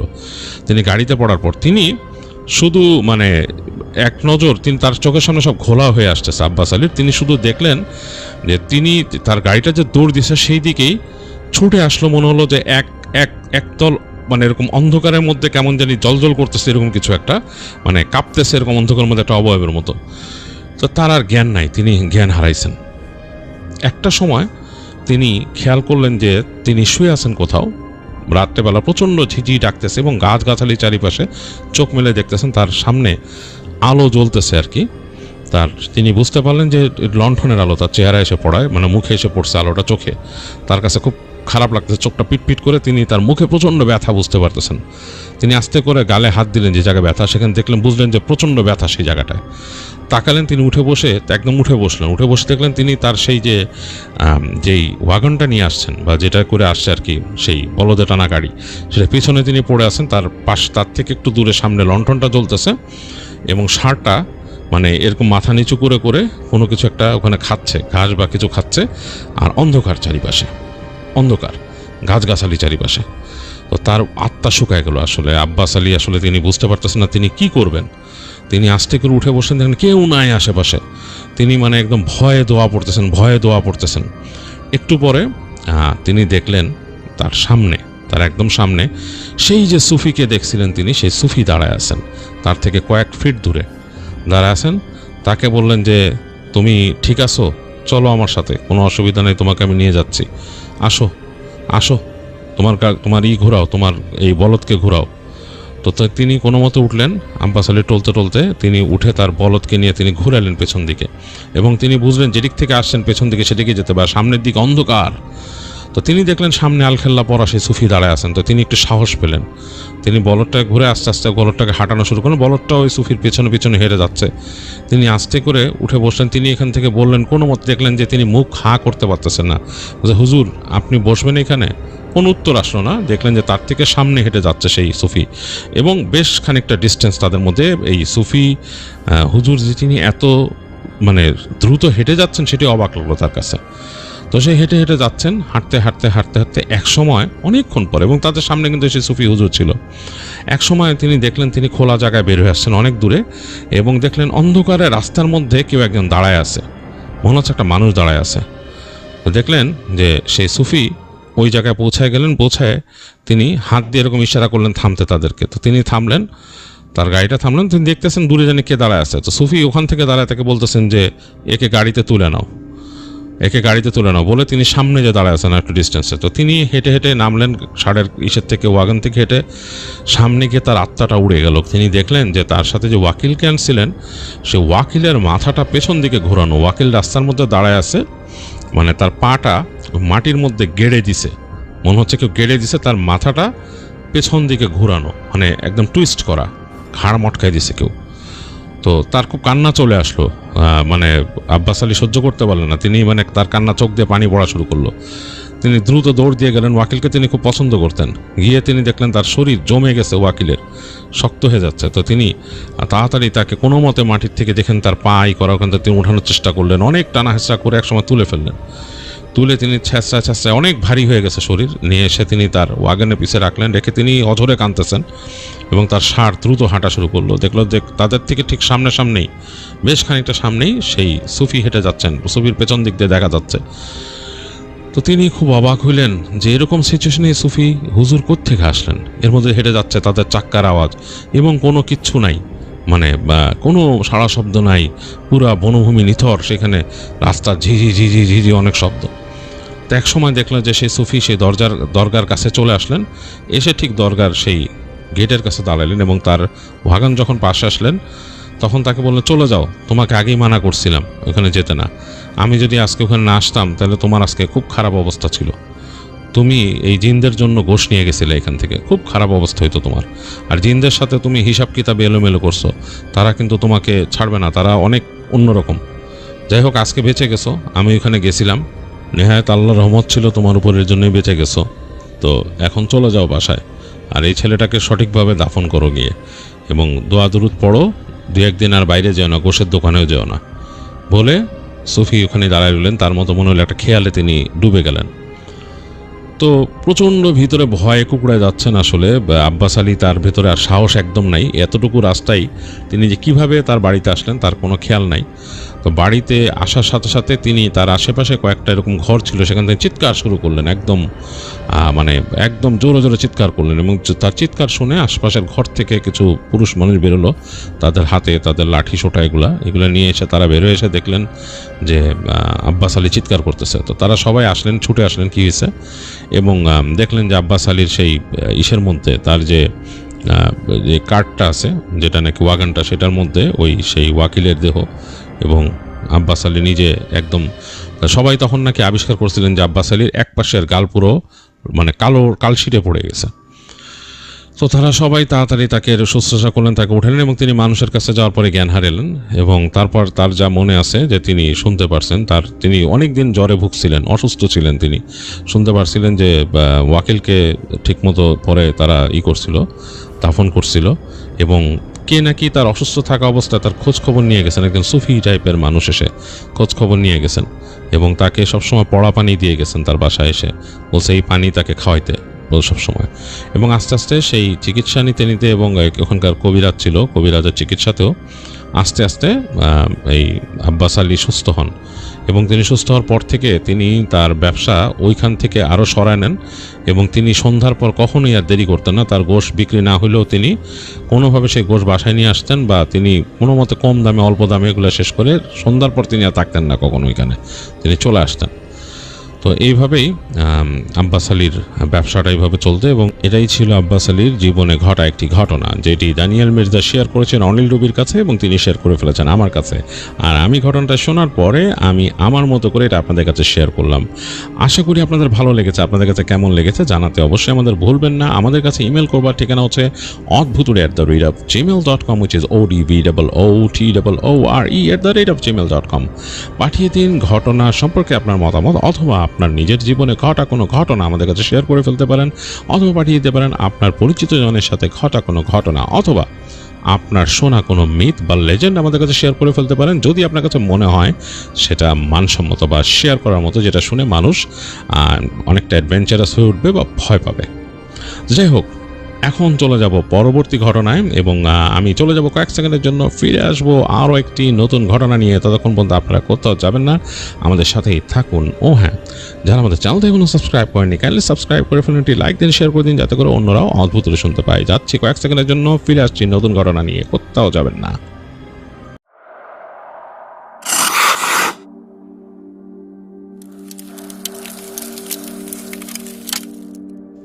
আরও একবার ফিরে এলাম অদ্ভুতুড়িতে, এবং নিয়ে এলাম আপনাদের জন্য আরও একটি ঘটনা, যেই ঘটনাটি আমাদের সাথে শেয়ার করেছেন সামা আলম দীপা, এবং তিনি তার নিজের জীবনের একটি এক্সপিরিয়েন্স আমাদের সাথে শেয়ার করেছেন। তিনি আমাকে রিকোয়েস্ট করেছেন আমি যেন আমার মতো করে ঘটনাটা আপনাদের সাথে শেয়ার করি। আমি চলে যাচ্ছি দীপার ঘটনায়। বছর দুয়েক আগের কথা, দীপা তখন ঢাকায় মুভ করে এসছেন। তার হাজব্যান্ড তখন থাকেন দুবাইতে, এবং তিনি ব্যবসা করেন সেখানে। তো তিনি তার ফ্যামিলিকে নিয়ে যাবেন দুবাইতে। তো তার আগে বেশ কিছুদিন তাদের ঢাকায় থাকা লাগবে। তো দীপার হাজব্যান্ড দীপাকে বলেছেন ঢাকায় একটা বাসা ভাড়া করে তার মেয়েকে নিয়ে, তার মেয়ে তখন ক্লাস 5-এ পড়ে, তাকে নিয়ে উঠতে সেখানে। তো দীপার জন্য সবচেয়ে ভালো হতো তাদের যে বাড়ি সেখান থেকে কাছাকাছি হতো, পুরান ঢাকার কাছে যদি কোথাও তারা বাসা নিত। তো তিনি খোঁজখবর করে পুরান ঢাকার কোনো একটা জায়গায়, নালিন্দার কোনো একটা জায়গায় তিনি একটা বাসা নেন। 2 বেডরুমের একটা বাসা তিনি ভাড়া করেন। তো এটা খুঁজতে তাকে একটু বেগ পেতে হয়েছে, বিভিন্ন জায়গায় টুলেট লেখা থাকে, তিনি দেখেন। তো যেখানে তিনি বাসাটা নিয়েছেন সেটা হচ্ছে একটা গলিটা হচ্ছে এরকম, বিভিন্ন জায়গায় পুরান ঢাকা আপনারা জানেন যে গলি চলে গেছে, গলির পাশে আরেকটা গলি, উপগলি, তারপর তস্যগলি, এরকম একটা গলি। যেখানে তিনি বাসা নিয়েছেন সেই জায়গাটা একেবারেই দেখা যাচ্ছে একটা গলি থেকে আরেকটা গলিতে ঢুকে তারপর আরেকটা গলির মধ্যে, এবং শেষ দিকে বাসাটা। এবং বাসাটার বেশ পুরনো একটা বাসা। সেই বাসার দোতলায় তারা বাসা নিছেন, এবং বাসার এক পাশে দেখা যায় কিছু গাছগাছালি এবং তার আরেকটা বাসার অংশ, এবং সেই বাসাটা আরও পুরনো। কিন্তু সেখানে যাওয়ার কোনো উপায় নেই, দেখলেই বোঝা যায় দেয়ালের অংশ এবং গাছগাছালি দেখা যায়, বোঝা যায় যে ওই বাসাটা আরও অনেক পুরনো। এবং তাদের যে বাসাটা দীপা নিয়েছেন সেটার একটা অংশ ওই বাসার দিকে ফেস করা, জানালাগুলো ফেস করা। তো বেশ পুরন ঢাকার মধ্যে আসলে বেশ কোয়াইট জায়গা পাওয়া বেশ কঠিন। তো দীপার কাছে বেশ ভালো লাগলো যে গলির শেষ মাথা হওয়াতে খুব একটা এখানে সাড়া শব্দ বা বেশি আয়োজন সেরকম কিছু নাই। তো দীপা এটা ভাড়া নিলেন এবং তার মেয়েকে নিয়ে তিনি উঠলেন বাসায়। ওঠার পর যেদিন উঠেছেন সব কিছু গুছিয়েছেন, তিনি সব কিছু গুছিয়ে রেখে তিনি এবং তার মেয়ে আসলে থাকার মতো মানে মানে খুব বড় জায়গার প্রয়োজন নাই। তারপরও সেখানে দুইটা রুম আর কি, একটা বেডরুম, একটা লিভিং রুম, আর এই পাশে একটা ছোট রুম আছে, আর কিচেন বাথরুম এগুলো আর কি। তো সব কিছু গোছায় টোছায় ক্লান্ত হয়ে গেছেন, রাত হয়েছে এবং রাত্রে যখন তারা ঘুমালেন তার কাছে দীপা এবং তার মেয়ে একসাথে ঘুমায় আছেন এবং দীপার কাছে কেন যেন একটু অস্বস্তি লাগলো বাসাটা ঘুমাতে। বিশেষ করে তার বাসার যে জানালাটা ওদিকে কেমন জানি তার কাছে যেন বারবার চোখ চলে যাচ্ছিল। পাশের বাসা জানালা দিয়ে পুরনো পেছনের বাসা দেখা যায়, বেশ পুরনো, এবং এই সাইডে ওই বাসার এই সাইডে কেউ থাকে না। তিনি কিন্তু দেখেছেন বারবার জানালা দিয়ে যে বাসাটার যে এই পাশের নকশা বা যাই করা বেশ পুরনো। তার কাছে একটু অস্বস্তি লাগতেছিল রাতের বেলা। তো পর্দা লাগিয়েছেন তিনি, পর্দাটা আরও ভালো মতো টেনে দিয়ে শুইলেন। তার জানি কেন মনে হচ্ছিল যে তার বাসাটা জীবন্ত বাসা, মানে মনে হচ্ছে যে মানুষজন হাঁটাচলা করলে বা একটা লাইভলিহুড থাকলে বাসার মধ্যে যেরকম হয় সেরকম, মানে গাঢ় অন্ধকার হয়ে গেছে। লাইট তো নিভাই দিয়েছেন, পর্দার ফাঁক দিয়ে যতটুকু বাতাস মানে আলো আসতেছে সেই আলোটা কিন্তু খুবই যৎসামান্য, তারপরে হালকা আলোকিত হয়েছে ঘরটা। এটা দিয়ে তার দরজাটা বোঝা যায় যে লিভিং রুমে মানে ড্রয়িং রুমে যাওয়ার জন্য যে দরজাটা সেটা বোঝা যায় আবছাভাবে। কেন জানি মনে হচ্ছে ড্রয়িং রুমের ওই পাশে মানুষজনের চলাফেরা, এরকম একটা ভাব। তো দীপা অনেক করে দেখলেন মেয়ে ঘুমাচ্ছে বেঘুরে। তো একবার সে ভাবছিল যে উঠে বসে একটু চা বানাবে কিনা, কিন্তু সেটা আর হলো না। এক পর্যায়ে সে ঘুমায় গেল। তো ঘুমায় গেছে, রাত পার হয়ে গেছে, ভোরের দিকে দীপার ঘুম ভাঙছে, ভোরের দিকে একদম ভোর। তো সে উঠছে, উঠে বুঝতেছে যে অনেক সময় হয়ে গেছে। তখন সে দেখতেছে যে একেবারে ভোর একটু পরেই ফজর হবে আর কি, ফজর আজান দিবে, আকাশ হয়তো হালকা হালকা ফর্সা হবে তখন। দীপা তার মেয়েকে রেখে উঠলেন বিছানা থেকে, উঠে তিনি গেলেন সেই ড্রয়িং রুমে বেরোবেন। তার কেন জানি মনে হচ্ছিল যে ড্রয়িং রুমের মধ্যে মনে হচ্ছে যে মানুষজন বসে থাকলে যেরকম লাগে সেরকম একটা ফিল হচ্ছিল তার। তো তারপর মনে মনে ভাবলেন যে ধর আজ এটা ফিল করতেছি ভেবে তিনি দরজাটা খুলে ফেলেন খট করে দরজা খুলে তিনি যখন নাকি পাল্লা সরাইছেন এই পাশে, কেন জানি মনে হচ্ছে যে এইখানে মানুষ বসে থাকলে হঠাৎ করে কেউ যদি উঠে চলে যায় সেরকম একটা ফিল হচ্ছিল দীপার কাছে। আর সে কিছুক্ষণ অস্বস্তিতে দাঁড়ায় রইল ওখানে। রান্নাঘর থেকে হালকা আলো এসে পড়তেছে সেখানে, মানে সেই রুমটার ভেতরে হালকা একটু আলোতে দেখা যাচ্ছে সামনের সাইডটা, কিন্তু ওই পাশে যেখানে সোফা রাখছেন ওইখানে বোঝা যাচ্ছে না যে কেউ আছে কিনা, এরকম লাগতেছে। তো যাই হোক, দীপা বেশ অস্বস্তিকর একটা অনুভূতি নিয়ে আস্তে করে হেঁটে রান্নাঘরের দিকে গেলেন। তো রান্নাঘরের দিকে গিয়ে তিনি বাতি জ্বালাইছেন ঘরের। তো বাতিটা জ্বালানোর পর তার কাছে মনে হলো যে অনেক আলো হওয়ার কথা, কিন্তু মনে হচ্ছে যে আলোটা কম, মানে অ্যাজ ইফ বাতিটা আলো কম দিচ্ছে। তো সে একটু অস্বস্তিতে পড়ে গেল যে ভোল্টেজ কম কিনা লাইনে। তো সে গেল জানালাটা খুলে দিতে, এবং জানালাটা খুললেই কিন্তু পেছনের বাড়িটাও দেখা যায় এখান থেকে। তো তখন কিন্তু মানে কেবল ভোর হচ্ছে, মানে একটু পরে হয়তো ফজরে আজান দিবে এরকম একটা সময়। তো সে জানালাটা খুলছে আস্তে করে, হালকা বাতাস আসলো ঘরে।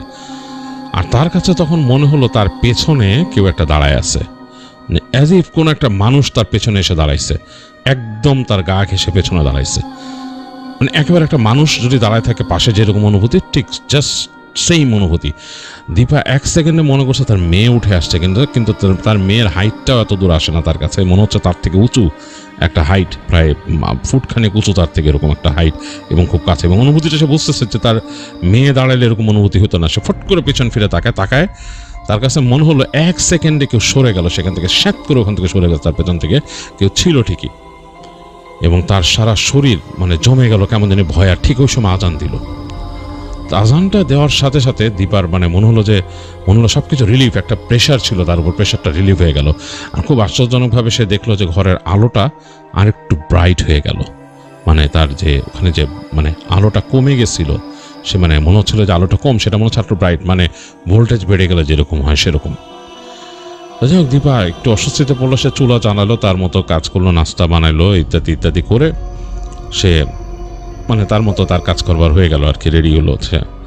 তো এরপরে আর ওই দিন আর কিছুই সে খেয়াল করে নাই। তো ওই বাসায় ওই দিন রাতেও তার কাছে যখন ঘুমাতে গেছে কেন জানি মনে হচ্ছিল কেউ একজন হাঁটা চলা করে ওইখানে, মানে তার যে লিভিং রুমে মনে হয় হাঁটা চলা। তো দীপা যেহেতু একলা মেয়ে নিয়ে থাকে, সেইটাকে তেমন একটা আমলে নিল না। সে চিন্তা করলো যে আচ্ছা হতেই পারে এটা মানে ভৌতিক কোনো ব্যাপার স্যাপার হতে পারে। হ্যাঁ, মানুষ তো এরকম ঘটেই, মানুষ অনেক কিছুই ভৌতিক জিনিসপত্র ফেস করে, এরকম হতে পারে। তো সে যেটা করলো, সে রাতের বেলা আর লিভিং রুমের দিকে যেত না। কাজকর্ম সেরে যখন ঘরে ঢুকে যেত মামে, সে তখন দরজা আটকায় দিত। রাতের বেলা ওইখানে যদি ফিল হইতো কেউ হাঁটতেছে, সে ওখানে যেত না, সেখানেই থাকতো। তো এরপর একটা ঘটনা ঘটে যেটাতে দীপার মানে বেশ বেশ বড় রকমের একটা শখ সে খায় এখানে। যেটা হচ্ছে যে সে দিনের বেলা একদিন বের হয়েছে বাসা থেকে একটা কাজে, তো মেয়েকে বাসায় রেখে গেছে। সে মেয়েকে বলছে যে তুই থাক। মেয়ে ক্লাস 5-এ পড়ে, তো মেয়ে মোটামুটি সে তার বুঝ আছে, নিজের মতো সে টিভি দেখতে পারে, কিছু খেতে পারে ফ্রিজ থেকে, এরকম সে আছে। সে মেয়েকে ইনস্ট্রাকশন দিল যে এটা করবা না, এটা করবা না, ঘরে থাক, আমি আসতেছি, আধা ঘন্টার মধ্যে চলে আসবো বলে সে বাইরে গেছে। বাইরে দিয়ে যাওয়ার সময় সে দরজাটা তালা মেরে গেছে, কারণ তার চিন্তা হচ্ছে আবার মানে কোনো সমস্যা যাতে না হয়, সে বাড়িতে তালা মেরে গেছে। সে জানে যে আমি যাবো আর আসবো। তো দীপা সব তার কাজ যেটা ছিল সেটা সেরে সে চলে আসছে যত দ্রুত পারে। ইটস বিন লাইক 20 মিনিটস, 20 মিনিটের মধ্যে সে ব্যাক করছে। করে এসে সে নিজেদের সিঁড়িতে উঠতেছে, সে কান্নার শব্দ শুনতেছে উপরে। সিঁড়ির ঘরটা অন্ধকার, কোনো বাতি নেই। কান্নার শব্দ শুনতেছে, মনে হচ্ছে টেনে টেনে কেউ কাঁদতেছে। মানে তার বুকের মধ্যে ছ্যাঁত করে উঠলো, কারণ কান্নার শব্দটা মনে হচ্ছে তার মেয়ের। সে দৌড়ায় উঠলো সিঁড়িতে, অন্ধকার সিঁড়ি, এর মধ্যে দিয়ে উঠলো। উঠে সে ঘরের কাছে গেলে দরজার কাছে দ্রুত যে সে তালা খুললো। তালা খুলে ভিতরে ঢুকছে, দেখলো যে তার মেয়ে আম্মু আম্মু বলে ডাক দিল। তো সে বললো যে হ্যাঁ আমি। বলার পর তার মেয়ে দৌড় দিয়ে আসলো রুমে থেকে এসে তাকে জড়ায় ধরলো। জড়ায় ধরে কাঁদতেছে। বলতে কি হয়েছে? সে জিজ্ঞেস করছে, মা কি হয়েছে তোমার, ভয় পেয়েছো কেন? বলে আম্মু আমি তো ঘুমাইছিলাম, শুয়ে মানে তো তুমি যখন বাইরে গেছো বলছো, তখন আমি যে শুয়েছিলাম ওইখানে, শুয়ে আমি ওখানে মোবাইল ফোনে টিপতেছিলাম এটা ওইটা। তো এর মধ্যে দরজার মধ্যে শব্দ হলো কুটকাট, আমি মনে করছি তুমি হয়তো আসছো। তো আমি আস্তে করে এখান থেকে উকি দিলাম, উকি দিয়ে দেখলাম মনে দরজার মধ্যে কেউ নাই। তা আমি পরে মোবাইলটা রেখে ওই রুমে জাস্ট উকি দিছি এই পাশ থেকে, মনে হলো যে তুমি সোফায় বসা ওইদিকে তাকায় আসো।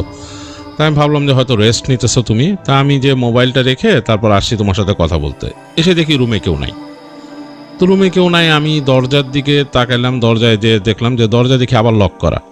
তাই আমি ভাবতেছি যে তুমি কি মানে আবার বাইরে গেলা তালা মেরে? তাহলে আমি শব্দ পেলাম না। এর মধ্যে আমি শব্দ পেতেছি রান্নাঘরে, মনে হচ্ছে যে কেউ রান্না করতেছে, মানে জিনিসপত্র হাঁড়ি পাতিল নাড়ার ঠুংঠাং শব্দ হইতেছে। এবং মনে হচ্ছে যে একদম মানে তুমি যেরকম রান্নাবাড়ি করো সেরকম শব্দ এখানে। তা আমি রান্নাঘরে গেছি, রান্নাঘরে যাওয়ার পর দেখি রান্নাঘরে কেউ নাই, পুরো রান্নাঘর খালি। আবার মনে হচ্ছে যে ড্রয়িং রুমের মধ্যে তোমার শব্দ। তা আমি ভয়ে কান্না করা শুরু করছি। এর মধ্যে দরজা খুলে দেখলাম তুমি ঢুকলা। তা আমি খুব ভয় পাইছি আম্মু। তো তাই বলে দীপার মেয়ে আবার কান্না শুরু করলো।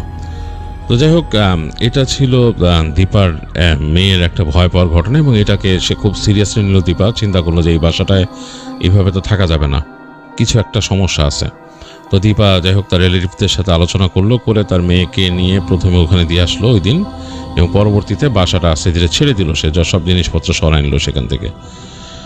তো এরপর দীপা চলে যায়, তার কয়েক মাস পর ফ্যামিলি সহ চলে যায় হচ্ছে দুবাইতে এসে। এবং দুবাইতে যাওয়ার পর তারা যেই বাসাটায় ওঠে, সেই বাসাতে গিয়েও নাকি তার সাথে এরকম সমস্যা হতে থাকে। মানে বাসাটার মধ্যে রাতের বেলা ঘুমালে মনে হতো যে তাদের ভেতরে যে ডাইনিং, যেখানে জায়গাটা ডাইনিং এরিয়াটা, ওইখানে মনে হচ্ছে যে কোনো মানুষজন আছে এবং তারা শব্দ করতেছে, মানে অনেক রকম শব্দ করতেছে, এটা ফেলে দিতেছে, ওইটা ফেলে দিতেছে, টেবিল চেয়ার ধরে টানাটানি করতেছে। তো দীপা ভয়ে কাঁপতো। সে তার হাজব্যান্ডকে বলছে যে এরকম শব্দ কিসের হচ্ছে। তো দীপার হাজব্যান্ড নাকি দীপাকে রেখে বের হয়ে ডাইনিং স্পেসে এসে দেখছে আসলেই চেয়ারগুলো এদিক ওদিক টানাটানি করা, মানে মনে হচ্ছে চেয়ার এদিকে রেখে দিচ্ছে, ওদিকে রেখে দিচ্ছে। এবং তারপর দেখা যাচ্ছে দীপার মেয়ে চিৎকার করে কান্না শুরু করছে পাশের রুমে। সে নাকি দেখছে যে ঘরের কোনায় কে দাঁড়ায় আছে, একটা ছায়ামূর্তির মতো। ঘুমাইছিল, উঠে দেখছে ঘরের কোনায় এরকম ছায়ামূর্তির মতো কে দাঁড়ায় আছে। তো যাই হোক, তারা তখন মেয়েকে নিজের রুমে এনে রাখা শুরু করে, এবং তারা দেখে যে তাদের ওই বাসার দেয়ালের চারপাশে নাকি 4টা পেরেক গাঁথা। এবং তখন আরও মানুষকে জিজ্ঞেস করে তারা, এবং কয়েকজন বাঙালি তাদেরকে ইনফরমেশন দেয় যে এই বাসাটাতে আগে মানুষ থাকতো, তারপর প্রায় 2-3 বছর বাসাটা খালি ছিল, বাসাটার মধ্যে সমস্যা হইতো এবং এই সমস্যার কারণে মানুষ আর থাকে নাই। এই 2-3 বছর পরে তারা এই বাসাটাকে আবার ভাড়া দেওয়া শুরু করছে এবং দীপারা এটা ভাড়া নিচ্ছে এবং তাদের সাথে একটা কন্ট্রাকচুয়াল এগ্রিমেন্টের মাধ্যমে ভাড়া হয়েছে। তো দীপার হাজব্যান্ড মানে চিন্তা করে যে বাসায় থাকতে গেলে তো আসলে এখন কি করব। তো তিনি একজন এরকম বুজুর্গ ব্যক্তির সাথে কথা বলেন বাসায় এসে ছেড়ে দেওয়ার। তো তিনি এসে ঝেড়ে দিয়ে যান বাসায় এসে বাসাটাকে মানে তিনি শুদ্ধি করেন আর কি, দোয়া দুরুদ পড়ে বাসাটা বন্ধ করে দেন আর কি। কিন্তু এটা করার পর নাকি দীপা সব মানে রাতের বেলা আরও বেশি শব্দ পেতে থাকে, মনে হয় গোঙানি শব্দ বাসার আশপাশ থেকে, জানালাগুলোর আশপাশ থেকে মনে হচ্ছে কেউ গোঙাচ্ছে, এরকম একটা শব্দ হয় বাসার। তো এটাতে বাসার এবং দীপা শুনতো, দীপার মেয়ে, দীপার হাজব্যান্ড, তিনজনেই শব্দ শুনতো, খুবই ভয় পেত এবং তারা নাকি তাদের মোবাইল ফোনে দোয়া দুরুদ চালায় রাখতো। তখন নাকি ওই পাশ থেকে মনে হতো যে আরও শব্দ করতেছে এবং তাদের ওই যে মূল যে দরজার মধ্যে এসে নক করে যেত, ধূপ ধূপ ধূপ ধূপ করে নক করে যেত।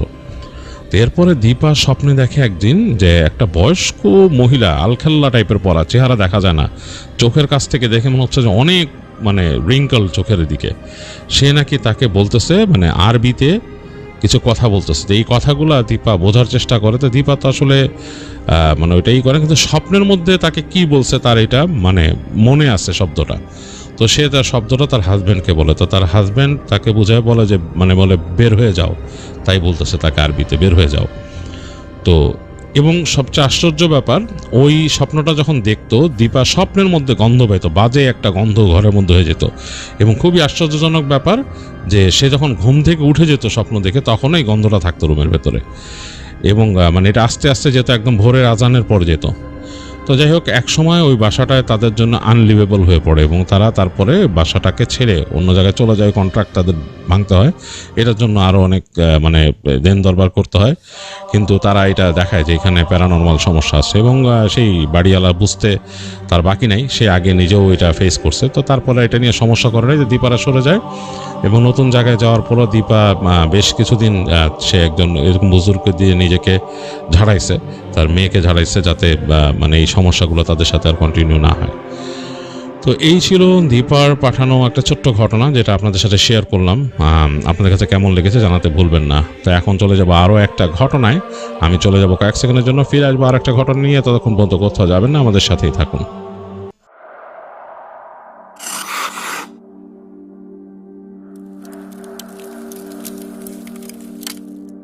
আবারও চলে এলাম অদ্ভুতটিতে, নিয়ে এলাম আপনাদের জন্য আরও একটি ঘটনা। যেই ঘটনাটি আমাদের সাথে শেয়ার করছেন রবিন শরীয়তপুর জেলা থেকে, এবং তিনি 2019 সালের সেপ্টেম্বর মাসে তার সাথে একটি ঘটনা ঘটে, সেটি তিনি শেয়ার করেছেন আমাদের সাথে। তিনি বলেছেন তিনি কখনো এক্সপেক্ট করেননি এইরকম কিছু তিনি ফেস করবেন।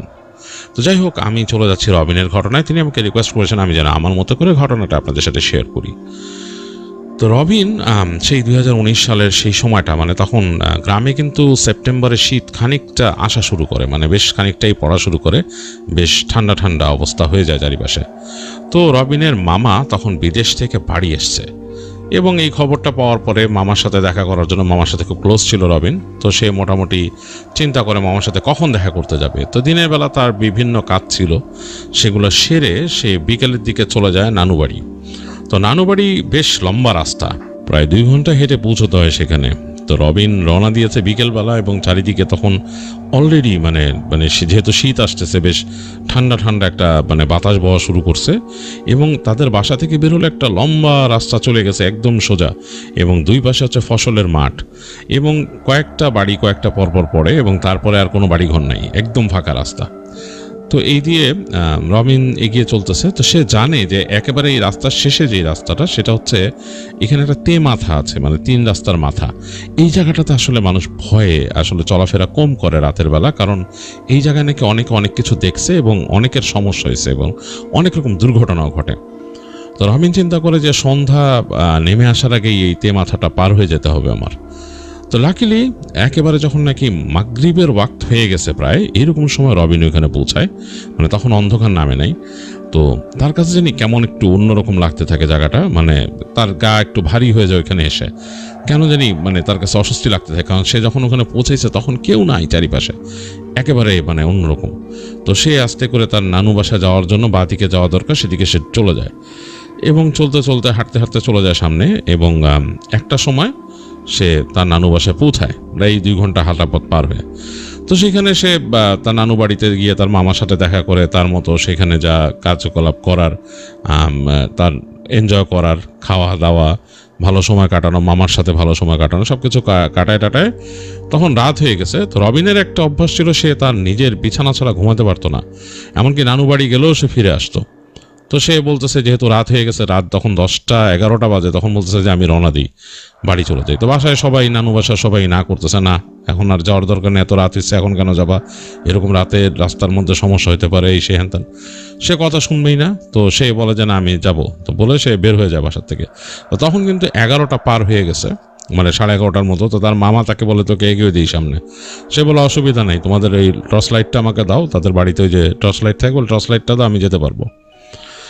তো রবিন বের হয়ে আসতেছে, ঝিঝি পোকা ডাকতেছে, এবং সে যেই রাস্তা দিয়ে আসতেছে সেই রাস্তাটার মধ্যে কিন্তু ইট বিছানো রাস্তা, মানে এটা পুরোপুরি পাকা রাস্তা না, কিন্তু মানে অনেকটা বেড়িবাঁধ যেরকম হয় সেরকম উঁচু করা, উপরে পিচ, মানে উপরে ইট বিছানো, তার উপরে মানে বালি ফেলা। এবং শীতের রাত, মানে শীত তখন আসতেছে, অলরেডি কুয়াশা পড়া শুরু হয়েছে, এবং কুয়াশার সাথে শিশির, মানে ওশ গায়ে লাগতেছে, গ্রামে যেটা হয়। ফ্ল্যাশ লাইট মারতেছে, যত দূর পর্যন্ত দেখা যায় অনেক দূর পর্যন্ত ফ্ল্যাশ লাইটের আলো পড়তেছে, মানে একবারে প্রান্তর ছুঁয়ে যাচ্ছে আলো, কোনোই নাই, মানে বাধা বিপত্তি নাই, বিশাল বিশাল ফসলের মাঠ। এর মধ্যে দিয়ে রবিন আসতেছে, এবং শীতের যে বাতাস আসতেছে সেটা তার কাছে একটু অন্যরকম লাগতেছে। সে গায়ের মধ্যে শাল পেঁচায় নিছে, সোয়েটার পরা ছিল, তার উপরে শাল পেঁচায় নিছে, এবং কান ঢেকে সে আসতেছে, বাতাসগুলো একদম চোখে মুখে এসে লাগতেছে। একেবারে এরকম নিস্তব্ধ রাস্তা দেখে রবিনের কাছে মনে হচ্ছে যে আমি মনে ভুল করে ফেললাম, আজকে নানা বাড়ি থেকে গেলেই ভালো হতো, কারণ এরকম রাতের বেলা বেরোনটা ঠিক হয় নাই। রাস্তায় তো মানুষজন কিছুই নাই, একটা মানে কুকুরও নাই রাস্তার মধ্যে, এরকম একটা অবস্থা। আর থাকার কথাও না, আর গ্রামে রাত 12টা মানে বিশাল রাত্রি, এরকম সময় মানে সে কিভাবে আশা করে কেউ আছে। আর প্রচণ্ড ঠান্ডা লাগতেছে এই সময়, কিন্তু শীত এরকম থাকার কথা না, কিন্তু মানে বাতাসটা যে আসতেছে কনকনে ঠান্ডা বাতাস। তো রবিন মানে অনেক কষ্ট করে সে মাথার মধ্যে সে শালটা জোরে পেঁচায়, ফ্ল্যাশ লাইটটা মেরে রাস্তায় চলতেছে। তো হেঁটে হেঁটে আসতেছে, অনেক দূর চলে আসছে। তো একটা সময় মনে হলো যে এই তো কাছায় আসছি বাসার। তো হাঁটতে হাঁটতে এক সময় পৌঁছে গেল 3 রাস্তার মাথায়, সেই যে মাথা। এখানে আসতেই তার মধ্যে ভয়টা একদম মানে খুব জাগ দিয়ে উঠলো, বেশ ভালো মতন ভয়টা মানে তার মধ্যে জেগে উঠছে, যে এই জায়গা সম্বন্ধে তো অনেক কথা আছে, অনেক কিছু মানুষ ভয় পায়। তো এখানে চলে আসলাম। 3 রাস্তার মাথায় যখন আসছে সে, তখন একবার সে ফ্ল্যাশ লাইটটা এদিক ওদিক ঘুরে আনলো, কোথাও কেউ নাই, মানে একেবারে নিশুতি।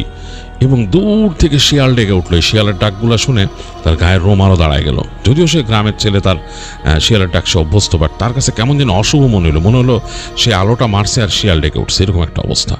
এবং চারিপাশে যেখানে পড়তেছে রাস্তার তো পুরাই ফাঁকা, দূর দূরান্ত যত দূর আলো যাচ্ছে, এই 3 ব্যাটারির একটা ফ্ল্যাশ লাইট ছিল তার, কিন্তু বেশ পাওয়ারফুল, যত দূর আলো যাচ্ছে তত দূর মধ্যে কিচ্ছু নাই। দূরে যে লাইট পড়তেছে, ওই পাশে ঘুরে গেছে যে একটা রাস্তা, সেই রাস্তার উপরে হালকা পড়তেছে, সেখানে একদম ছোট একটা ফিতার মতো আসতেছে রাস্তাটাকে। তো সে কোনো কথা না বলে আল্লাহর নাম নিয়ে আস্তে আস্তে হেঁটে যাচ্ছে। সে জাস্ট ডানে মন নিয়ে ঢুকে যেতে পারলে সে একটু নিরাপদ ফিল করবে নিজের দিকে। তো হেঁটে যখন সে রাস্তার কাছে গেছে, এই সময় সে শুনলো তার নাম ধরে, মনে হলো কোনো একটা মেয়ে ডাক দিল, রবিন। এমনভাবে ডাকছে তার মানে কাঁপুনি উঠে গেল ভিতরে, যে এই গভীর রাত 12টার সময় নিশুতি রাত গ্রামে তার নাম ধরে কোন মেয়ে ডাক দিবে এখানে। তার একদম মানে ভয় লেগে গেছে, সে ভয়ে কেঁপে উঠে পিছনে তাকাইছে। পিছে তাকায় সে দেখতেছে একটা কালো কুচকুচে বিড়াল, এরকম বড় মানে, এবং সেটা আকৃতি বেশ বড়, মানে বিড়ালটার আকৃতি একটা শেয়ালের মতো বড়, এবং সেটা একদম ড্যাপ ড্যাপ করে তার দিকে তাকায় আছে। যে সে ফ্ল্যাশ লাইটটা মারছে, মানে গায়ের চামড়া মানে একদম কুচকুচে কালো, এবং চোখটা মনে হচ্ছে একদম ফ্ল্যাশ করতেছে এরকম। তো রবিনে কেন জানি নিজের অজান্তে ভয় লেগে গেছে। সে দেখতেছে বিড়ালটা হেঁটে হেঁটে আসতেছে রাস্তার পাড় ধরে। তো সে আবার মানে সোজা হাঁটা শুরু করলো, যে সে তাড়াতাড়ি ডানে মোড় নিয়ে যাবে। সে মোড়ের কাছাকাছি আসছে, ঠিক 3 মাথার কোনায় সে আবার ডাক দিল, রবিন।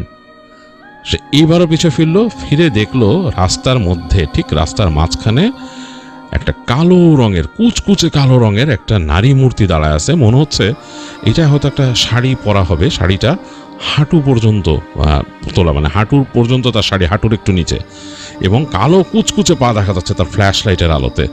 কুচকুচে, মানে একদম কুচকুচে বলতে মানে কয়লার মতো কুচকুচে দুইটা পা, এবং সে ফ্ল্যাশ লাইটটা উঠাইতে পারতেছে না। যে যতদূর তার চোখ পড়ছে যে কাপড়টা পরা, সেই কাপড়টা হচ্ছে অনেকটা গ্রে টাইপের কালারের কাপড়, এবং তার কাছে মনে হলো যে ফ্ল্যাশ লাইটের আলোটা নিচে পড়ছে পায়ের দিকে, কারণ সাধারণত গ্রামে পায়ের দিকে আলোটা মারে। উপরে যে আলোর একটু রেখা উঠছে সেটাতে সে বুঝতেছে যে এই নারীর হাত মুখ সব, এই পুরো হাত মুখ সব কুচকুচে কালো, একেবারে কয়লার মতো। আর চোখ দুইটা থাকা, তার সারা শরীর মনে হলো যে সে তার মানে মনে হচ্ছে যে তার সারা শরীরে রক্ত শুষে নিছে কেউ, এত ভয় পেয়েছে চোখের দিকে। চোখ দুইটা একদম মানে মানে ভাটার মতো জ্বলতেছে, লাল ভাটার মতো জ্বলতেছে, তার দিকে তাকায় আছে, এবং সে বুঝতে পারতেছে চুলগুলা উস্কো খুস্কো উঠতেছে। ভয়ে রবিনের আসলে আর কোনো মানে ভেতরেই নাই। তো তখন সে শুনলো খ্যান খ্যানে কণ্ঠে সেই নারী মূর্তিটা তাকে বলল, ভয় পাইস না, এটা আমার চলার রাস্তা, তুই আমার সামনে পড়ে গেছস, আজকে তোরে কিছু কইলাম না, আর পড়িস না, যা। তো রবিন এটা শুনে মানে মানে মানে মনে মনে দোয়া পড়তে পড়তে, মুখ দিয়ে দোয়া আসতেছে না তার, সে মনে মনে দোয়া পড়তে পড়তে ঝেড়ে দৌড় দিছে, এবং সে দৌড়াইছে, চোখ মুখ বন্ধ করে দৌড়াইতেছে। তার এক সময় তার মনে হলো যে তার মানে মানে ফুসফুস ফেটে যাবে, এত মানে তার দমের ঘাটতি হইতেছে ওই সময় দৌড়াইতে দৌড়াইতে, এবং তার সারা শরীর ঘেমে নিয়ে গেছে ঠান্ডার মধ্যে। দৌড়াইতে দৌড়াইতে এক সময় সে ফিল করলো তো তার বাসা খুব কাছাকাছি, এখানে একটা বড় বাঁশঝাড় আছে, বাঁশঝাড়ে পরে তাদের বাসা। তো সে বাঁশঝাড়ের কাছ থেকে পৌঁছায় সে বাঁশঝাড়টা পার হলো, তখন সে একেবারে অনেকগুলো শিয়ালের ডাক শুনলো এক নাগাড়ে, এবং তারপর মনে হলো ওই খ্যান খ্যানে কণ্ঠের একটা হাসির শব্দ সে শুনলো সেখানে। তো কোনো মতো দৌড়াইতে দৌড়াইতে সে তাদের বাসায় এসে পৌঁছাই সে তাদের যে দরজা ছিল বাসায় ঢোকার, সেটার মধ্যে মানে দামাদাপ কিল মারতেছে। বাসার সবাই মনে করছিল হয়তো রবিন আসবে না, এর আসারও কথা নাই গভীর রাতে। তার মা জেগেছিল, কারণ তার মা মনে করছে যে ছেলে তো ঘুমাইতে পারে না। তো মা তাড়াতাড়ি এসে দরজাটা খুলছে, খোলার পরে তাকে বলতেছে যে কিরে, তোরে এতবার কল দিতেছে, তুই ফোন ধরিস না কেন? রবিন তখন মনে পড়লো যে তার যে মোবাইল ফোন আছে, তার মনে হলো যে আমার কাছে মোবাইল ফোন আছে। সে পকেটে হাত দিয়ে মোবাইল ফোন বের করে দেখে তার mobile phone turned of, switched off, মানে বন্ধ করা। তার মোবাইল ফোনে মানে কোনো নেই, এবং তার মনেও ছিল না তার সেলফোনের কথা। তো সে তার মাকে দেখায় যে মোবাইল ফোন বন্ধ। তো তার মা তাড়াতাড়ি তাকে বাসায় নিয়ে যায়, এবং সে বলে যে এরকম এরকম ব্যাপার। তো তার মা দেখে তার সারা শরীর তখন ঠান্ডা হয়ে গেছে, একদম বরফের মতো। তো তার মা তাড়াতাড়ি তার হাত মুখ ধোয়া দেয়, তাকে মনে বলে ই করে। তো তারপরে তার মাকে সে বলে যে সে এরকম এরকম ভয় পাইছে। তো এরপরে তার জ্বর আসে, প্রচণ্ড জ্বর, রবিনের অনেক জ্বর আসে, এবং রাতের বেলা তাকে ওই যে মেডিকেশন খাওয়ানো হয়, বাসায় যে প্যারাসিটামল ছিল সেটা খাওয়ানো হয়, এবং তাকে শোয়ায় রাখা হয়। এবং রাতের বেলা সে অনেক প্রলাপ বকে উল্টাপাল্টা, এগুলো সে শুনছে রবিন পরবর্তীতে বাসার মানুষের কাছে, সে নিজে এটা তো জানতো না। তো সে প্রলাপ বকে অনেক। বাসার মানুষজন সকাল হলে ভোরের দিকে তাকে, সে একটু ঘুমাইতে পারে ফজর আজান হওয়ার পরে, সকালবেলা তার বাবা গিয়ে তখন ইকে নিয়ে আসে, ওখানকার যে মসজিদের হুজুর আছে তাকে নিয়ে আসেন। তিনি এসে বলেন যে ছেলে রাত্রে কী হয়েছে। তো তখন রবিনকে জিজ্ঞেস করা হয় যে কী হয়েছে। রবিন মানে ঘুম থেকে উঠে বলে যে এরকম এরকম ভয় পেয়েছে। তার মারে কিছুটা বলছিল আগে। যাই হোক, হুজুর তখন দোয়া পড়ে দেন, এবং তাকে নিয়মিত হুজুর কয়েকদিন দেখতে আসেন। সে জ্বরে আক্রান্ত ছিল কয়েকদিন, হুজুর এসে তাকে নিয়মিত দেখতে আসেন, পড়া পানি দেন, এবং বিভিন্ন রকমের দোয়া পড়ে পড়ে ফু দেন তাকে। বাপ মাকেও বলেন যে ছেলেকে এইভাবে চিকিৎসা করবেন। আর রাত্রেবেলা এরকম হাঁটা ভালো না, রবিনকে তিনি বলেন যে এরকম গ্রামের এই খোলা প্রান্তর দিয়ে রাতের বেলা হাঁটাচলা করবে না, তোমার সামনে যেটা পড়ছে সেটা কোনো এখানকার খারাপ জিন, সেই জিন ওখান থেকে চলাফেরা করে রাস্তা দিয়ে। তুমি হয়তো পথে পড়ছো, ভাগ্য ভালো যে তুমি হয়তো তার রাস্তাটা ক্রস করো নাই, তার রাস্তাটা ক্রস করে ফেললেই তোমাকে হয়তো সে কোনো একটা ক্ষতি করতো। এটা সাধারণত হয়তো তুমি তার ওই রাস্তার পাশ দিয়ে গেছো, বাট তাকে হয়তো ক্রস করে যাও নাই, এর জন্য ক্ষতিটা করে নাই তোমারে, তুমি বেঁচে গেছো। তো বাবা এরকম আর যেও না। তো যাই হোক, রবিন এইটা মানে তারপর শুনে সে বুঝতে পারে যে আসলেও তার এত গভীর রাত্রে বের হওয়া ঠিক হয় নাই। এরপর থেকে রবিন আর কখনো এরকম গভীর রাত্রে বের হয় না, তাদের গ্রামের ওদিক দিয়ে চলাফেরা করে না সে রাতের বেলা। তো যাই হোক, এটা তার একটা স্মৃতি, সে এটা শেয়ার করছে আমাদের সাথে, এবং সে বলছে যে এটা তার খুব বড় একটা ভয় পাওয়ার স্মৃতি। যাই হোক রবিন, আপনার ঘটনা শেয়ার করে ফেললাম। আর আপনারা যারা শুনছেন, আশা করি আপনাদের ভালো লেগেছে। আপনারা আপনাদের মতামত জানাতে ভুলবেন না। আমাদের কাছে ইমেল করবার ঠিকানা হচ্ছে odbhuture@gmail.com, যেটা হচ্ছে odbhoore@gmail.com। পাঠিয়ে দিন আপনার মতামত, পাঠিয়ে দিন আপনার কাছে থাকা কোনো ঘটনা অথবা কোনো লেজেন্ড অথবা কোনো মিথ, যদি সেটা মানসম্মত হয় আমরা অবশ্যই শেয়ার করে ফেলবো। আর এখন চলে যাব পরবর্তী ঘটনায়। যাবার আগে আপনাদেরকে রিকোয়েস্ট করবো, যারা আমাদের চ্যানেলটি এখনও সাবস্ক্রাইব করেননি, কাইন্ডলি সাবস্ক্রাইব করে ফেলুন করুন, একটি লাইক দিন, শেয়ার করে দিন, যাতে করে অন্যরাও অদ্ভুত শুনতে পায়। চলে যাচ্ছি কয়েক সেকেন্ডের জন্য, ফিরে আসবো নতুন ঘটনা নিয়ে। ততক্ষণ পর্যন্ত কোথাও যাবেন না, আমাদের সাথেই থাকুন।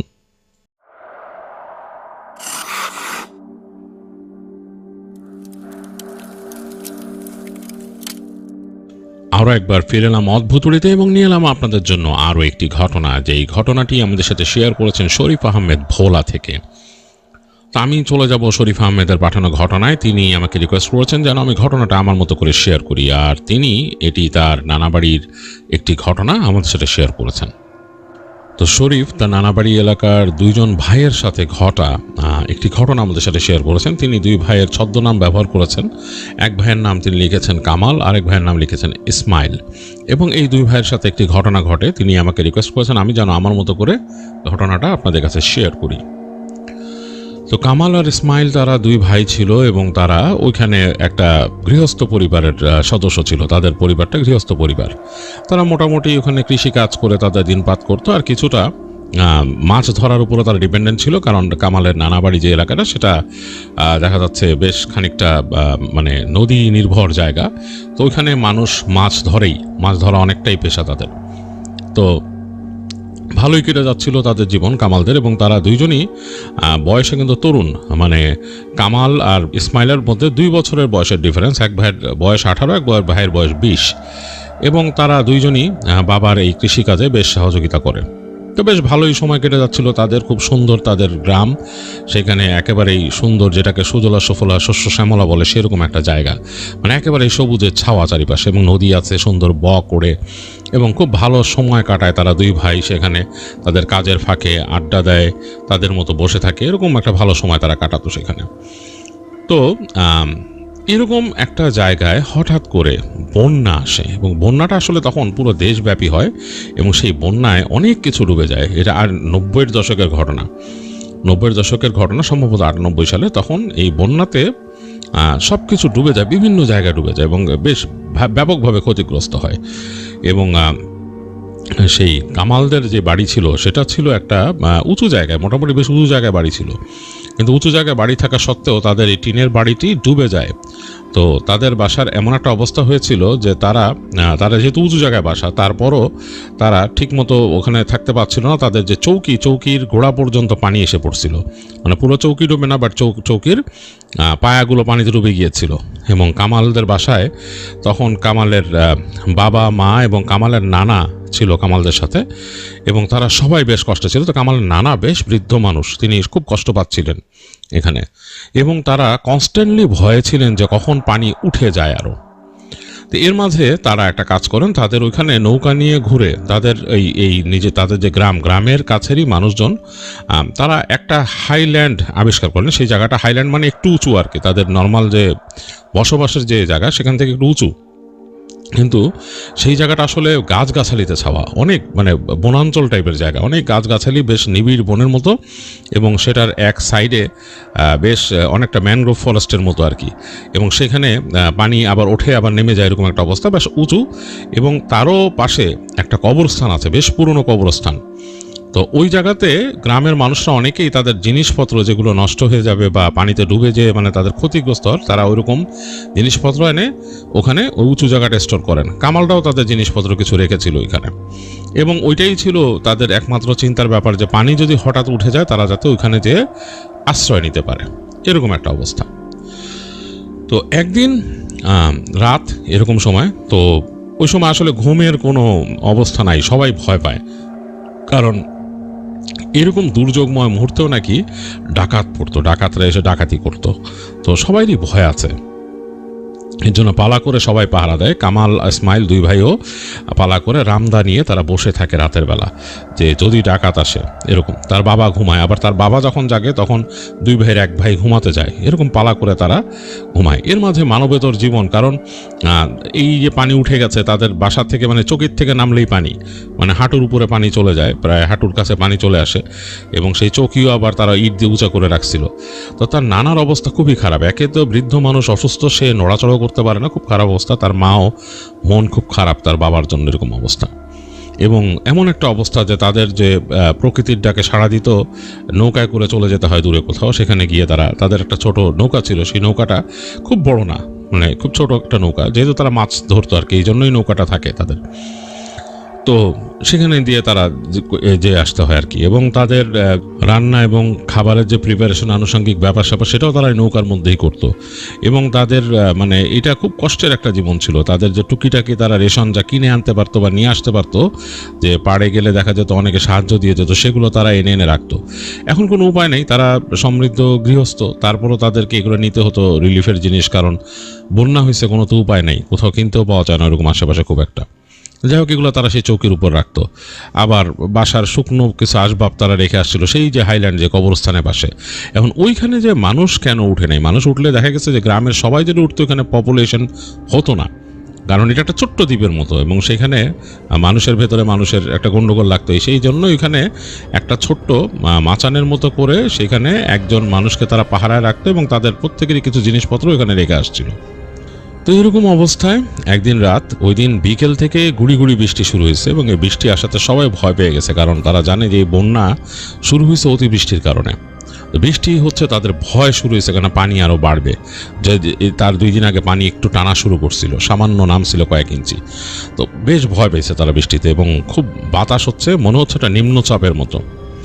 তো খুব টেনশনে আছে তারা, এবং খুব বিরক্ত অবস্থা, এবং তাদের নৌকাটা বাসার বাইরে বাঁধা, এটা পানিতে উঠতেছে নামতেছে, উঠতেছে নামতেছে, এরকম একটা অবস্থা। রান্না বাড়ি যা করার ওখান থেকে করে। তো এরকম অবস্থায় হঠাৎ করে ওই দিন কামাল আর ইসমাইল বসা ছিল বাইরে, মানে গেটের দরজার কাছে বসে আছে, এবং বৃষ্টির ঝাপটা মুখে লাগতেছে, 2 ভাই বেশ বিপর্যস্ত। এই সময় তার মা চিৎকার করলো ঘরের ভিতর থেকে। কি হয়েছে, মা চিৎকার করতেছে কেন? তাড়াতাড়ি গেল, দেখলো তার বাবাও ওইখানে তার মায়ের পাশে, এবং তার নানার বিছানা যেটা ছিল চৌকির কাছে, তার নানা যে দেখে যে তার নানার মুখ দিয়ে ফেনা ভাঙতেছে, ফেনা ভাঙতেছে। কঠিন অবস্থা। কি অবস্থা? তার নানাকে সাপে কামড় দিয়ে গেছে। ভয়ঙ্কর অবস্থা। তারা তাড়াতাড়ি 2 ভাই যে নানাকে ধরলো, মানে দেখে বুঝতেছে যে সাপে কামড়েছে, এবং তার মুখে ফেনা ভাঙতেছে। তাকে নানাকে নিল তারা, যে সাপটাকে খুঁজতেছে, পানিতে তো সাপ পাওয়ার কথাও না, এবং ভয়ঙ্কর অবস্থা, যে কোনো সময় একটা ভয়ঙ্কর কিছু হবে। তো নানাকে তারা তাড়াতাড়ি টেনে নিয়ে নৌকায় তুললো। বোঝা যাচ্ছে যে নানা মানে থাকবে না আর কি, যেরকম একটা অবস্থা। এবং সত্যিকার তারা নৌকায় নিতে নিতেই তারা বুঝতে পারলো যে নানার হার্টবিট নাই। 2 ভাই তার পালস দেখতেছে নাই। এখন কি করবে?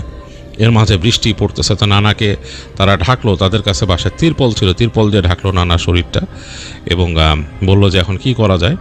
তো তার বাবা বললো যে পাশের ওই জায়গায় এই কবিরাজের ঘর আছে, কবিরাজের কাছে নিয়ে যা, তোর নানারে দেখ। তো তারা ওই নৌকা ওইখান থেকে ওই বৃষ্টির মধ্যে বাইতে বাইতে 2 ভাই নৌকার মানে যে ছই আছে, ছইয়ের নিচে নানাকে শোয়ায় তারা 2 ভাই এবার পলিথিন দিয়ে ঢেকে রাখছে পাশে, যাতে ভিজে না যায় পুরা। তো নৌকা বাইতে বাইতে নিয়ে গেলো সে কবিরাজের ওখানে, কবিরাজের বাসাতে। কবিরাজের বাসার অবস্থা খারাপ। কবিরাজ নিজেও বেরোয় আসলো, এসে নৌকা উঠলো, উঠে দেখে বললো যে তোমাদের নানা তো আর নাই, শেষ, আর কিছু করার নাই, মারা গেছে। এমনি দুর্বল ছিল, বিষের ক্রিয়াতে একদম মিশে গেছে। তো বললো যে এখন কি করা যাবে? বলে এখন আর কি করা যাবে, দাফন করো। কি অবস্থা? বলে যে তাহলে এখন আমরা কেমনে কি করব? বলে আমি এখানে খবর দেই, ওরা যাক, তোমরা নিয়ে যাও গা, ওই যে এসে যাও, ওই যে চরে যে উঠো, ওখানে যাও, আর আসতেছি। তো 2 ভাইয়ের মন খুব খারাপ, তারা নানাকে অনেক পছন্দ করতো। তারা কাঁদতেছে, কাঁদতে কাঁদতে নৌকা নিয়ে আসছে, এসে বাসায় বললো, তাদের বাসাও কান্নাকাটি, তার বাবা মা। তখন আর কি করার, নানাকে নিয়ে যেতে হবে। বললো যে আমরা, ওই কামাল ইসমাইল বললো তাদের বাপকে যে আমরা যাই, নানাকে নিয়ে যাই, দাফন করার ব্যবস্থা করি। কি করব? বাসার থেকে, তখন তো ওখানে কাফনের কাপড়ও নাই, বাসার থেকে পরিষ্কার চাদর তারা নিল, নিয়ে নানাকে নিয়ে যাবে। ঢেকে দিল নৌকার ভিতরে, ছয়ের ভিতরে পলিথিন দিয়ে পাশ দিয়ে আটকাই দিছে, যাতে পানি না ঢুকে ভিতরে। মানে বৃষ্টি তো পড়তেছে হালকা হালকা। যাই হোক, তারা রওনা দিল 2 ভাই। তারা নিজেরা বাসার থেকে এই শাবল নিয়ে গেছে, আর নিয়ে গেছে, এগুলা সব পানির তলে টোকায় বের করে নিয়ে গেছে আর কি। তো যাই হোক, নৌকা বাইতে বাইতে, এবং 2 ভাইয়ের কাছে মন খুব খারাপ হয়ে গেছে, নৌকা দিয়ে যাচ্ছে, এবং পানি এমনই পানি, এই হালকা বাতাস যে আসতেছে, বাতাসে ঢেউয়ে নৌকা উপর উঠে যায় নিচে নামে, উপর উঠে যায় নিচে নামে, এরকম একটা অবস্থা। বুঝতেছে যে বাসা বাবা মার মনের অবস্থা কি, এটাও তাদের খারাপ লাগতেছে। তো নৌকা নিয়ে যেতে যেতে যেতে এক সময় তাদের চোখ পড়লো যে সেই যে চর এসে পড়ছে, চরে গেছে। চরটাকে তারা যেহেতু ওইখানকার মানুষ দেখে চিনতে পারছে এইভাবে, বাইরের মানুষ কিন্তু আসলে ফট করে এই চর ডিটেকে করতে পারতো না রাতের বেলা, এবং যেহেতু বন্যায় চারিদিক ডুবে আছে একদম। তো তাদের হাতে হারিকেন, ওইভাবে এসে পাড়ে ভিড়ল। ছিটছিট ছিটছিট বৃষ্টি পড়তেছে, নৌকার ছইয়ের মধ্যে পটপট শব্দ হচ্ছে, আর পানির মধ্যে তীরের মতো মানে ভিজতেছে বৃষ্টির পানি। একটা অন্যরকম একটা অবস্থা, মানে মানে দেখে কামাল ইসমাইলের কাছে মনে হচ্ছে যে এটা একটা অপার্থিব জগৎ। দুই ভাই মিলে আসছে, আর সেই কবিরাজ বলছে আরও মানুষ পাঠাবে কবর খোঁড়ার জন্য। কে আসে সেই বন্যার সময়, আসলে কেউ এটা গুরুত্বও দেয় না। তো দুই ভাই মিলে নানার মৃতদেহটাকে বের করলো। আর এই মৃতদেহ এখানে সংরক্ষণ করে রাখার মতো অবস্থা নাই, কারণ তখন বন্যার সময়, অন্য সময় হলে দেখা যেত মানুষ চা পাতা, বরফ কল থেকে বরফ আনে, চা পাতা আনে, এরকম কিছু। তো সেরকম তো কিছু সম্ভব না, এর মধ্যে বৃষ্টি হচ্ছে, একেবারে প্রতিকূল আবহাওয়া। তো দুই ভাই মিলে অনেক কষ্টে, এবং দেখা গেছে মানে বডি অনেক ভারী হয়ে গেছে, অনেক কষ্টে সেই বডিটাকে টেনে টেনে পাড়ে উঠালো। পাড়ে উঠায় তারা নৌকাটাকে টেনে ভালো মতো আগে মানে ইসের সাথে নোঙর করলো আর কি, আটকালো নৌকাকে, আটকায় বডিটাকে নিয়ে উপরে উঠলো। দুই ভাই অনেক কষ্ট হলো, কারণ মৃতদেহ অনেক ভারী হয়ে গেছে। এবং নিয়ে তারা যে দেখলো যে কোথায় ছাউনি, তো ওইখানে একটা তিরপলের ছাউনি করা ছিল। স্বভাবতই ওখানে মানুষ থাকে, একজন পাহারায় থাকে মানুষটা। তো গিয়ে আসলে ওখানে কাউকে পায় নাই, তারা যে দেখতেছে পুরা খালি, অন্ধকার, বাতি নাই। তো তারা হারিকেন আনছিল দুই ভাই সাথে করে, তো হারিকেনটা রাখে ওইখানে, রেখে দেখে চৌকি পাতা আছে। তো নানার দেহটাকে তারা চৌকির উপর রাখে, একটা চৌকির উপর রেখে দুই ভাই মিলে বসে এক চৌকিতে, বসে হাঁপাচ্ছে, দুইজনই ভিজে গেছে, সারা শরীর ভিজা। তো গামছা দিয়ে শরীর মুছলে এবং বলতেছে যে এখন কি করবি। বলে যে এখন আর কি করার আছে, এখন কেউ না আসলে তো সমস্যা, আমরা তো শাবল নিয়ে আসছি, কোদালও নিয়ে আসছি, চল আমরা এক কাজ করি যে আমরা খুঁড়ি, মানে মাটি খোঁড়া শুরু করি। না কেউ আসলে তো আসলে, না আসলে কি করব, বৃষ্টি পড়তেছে, আবার কেউ নাও আসতে পারে। যদিও গ্রামের মানুষ অনেক হেল্পফুল, নিজেদের মধ্যে নিজেদের একটা আন্ডারস্ট্যান্ডিং থাকে, তারপরও তারা আসলে ভরসা করতে চাইল না কারোর মধ্যে। তো দুই ভাই দেহটাকে রেখে, নানার মৃতদেহটাকে বিছানার মধ্যে রেখে ঢেকে রেখে তারা গেল। এর মধ্যে আবার ভয়ও আছে যে শিয়াল কুকুর যদি থাকে আশেপাশে, সাঁতরায় যদি চরে উঠে আসে তার সমস্যা। তারপরও কিছু করার নাই, হারিকেন কিন্তু রেখে গেছে দুইজনে ওইখানে। তো গিয়ে সেই কোদাল শাবল নিয়ে আসলো তাদের নৌকার তলা থেকে, যেগুলো উঠাইছিল সেগুলো এনে দুই ভাই মিলে এখানে আসলো, দেখলো যে এখনও দেহ ওইভাবে আছে। তো দুই ভাইয়ের মধ্যে বললো যে আমরা যে একসাথে দুইজন মিলে কাজ করি। তো এর মধ্যে কামাল বললো যে না, এক কাজ কর, আমি যে আগে খুঁড়ি, কেননা এখানে বসে থাকা উচিত একজন পাহারায়।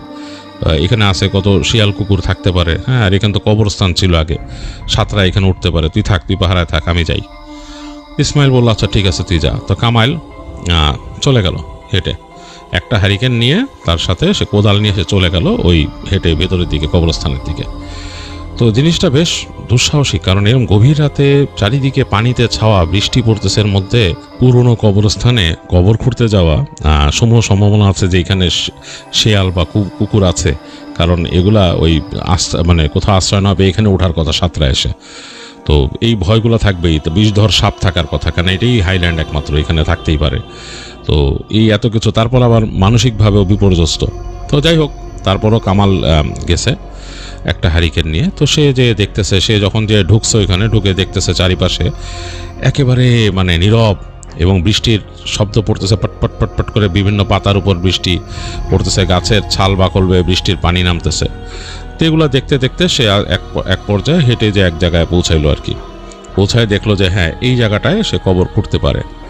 তো সে মাটি কাটা শুরু করলো, হারিকেনটা এক পাশে রেখে মাটি কাটা শুরু করলো। তো পানি কিন্তু খুব বেশি পড়তেছে না বৃষ্টির, ওই হালকা হালকা গাছ বেয়ে বেয়ে যা নামতেছে এরকম, এটাতে হারিকেনের খুব একটা ক্ষতি হচ্ছে না। তো সে মাটি খোঁড়া শুরু করছে, মাটি খুঁড়তেছে। আর ওইদিকে ইসমাইল বসে আছে ওই নানার মৃতদেহ নিয়ে, এবং সে অপেক্ষা করতেছে এর মাঝে অন্যান্য যারা কবর খুঁড়তে আসার কথা তারা আসে কিনা, এই আশায় সে বসে আছে ওইখানে।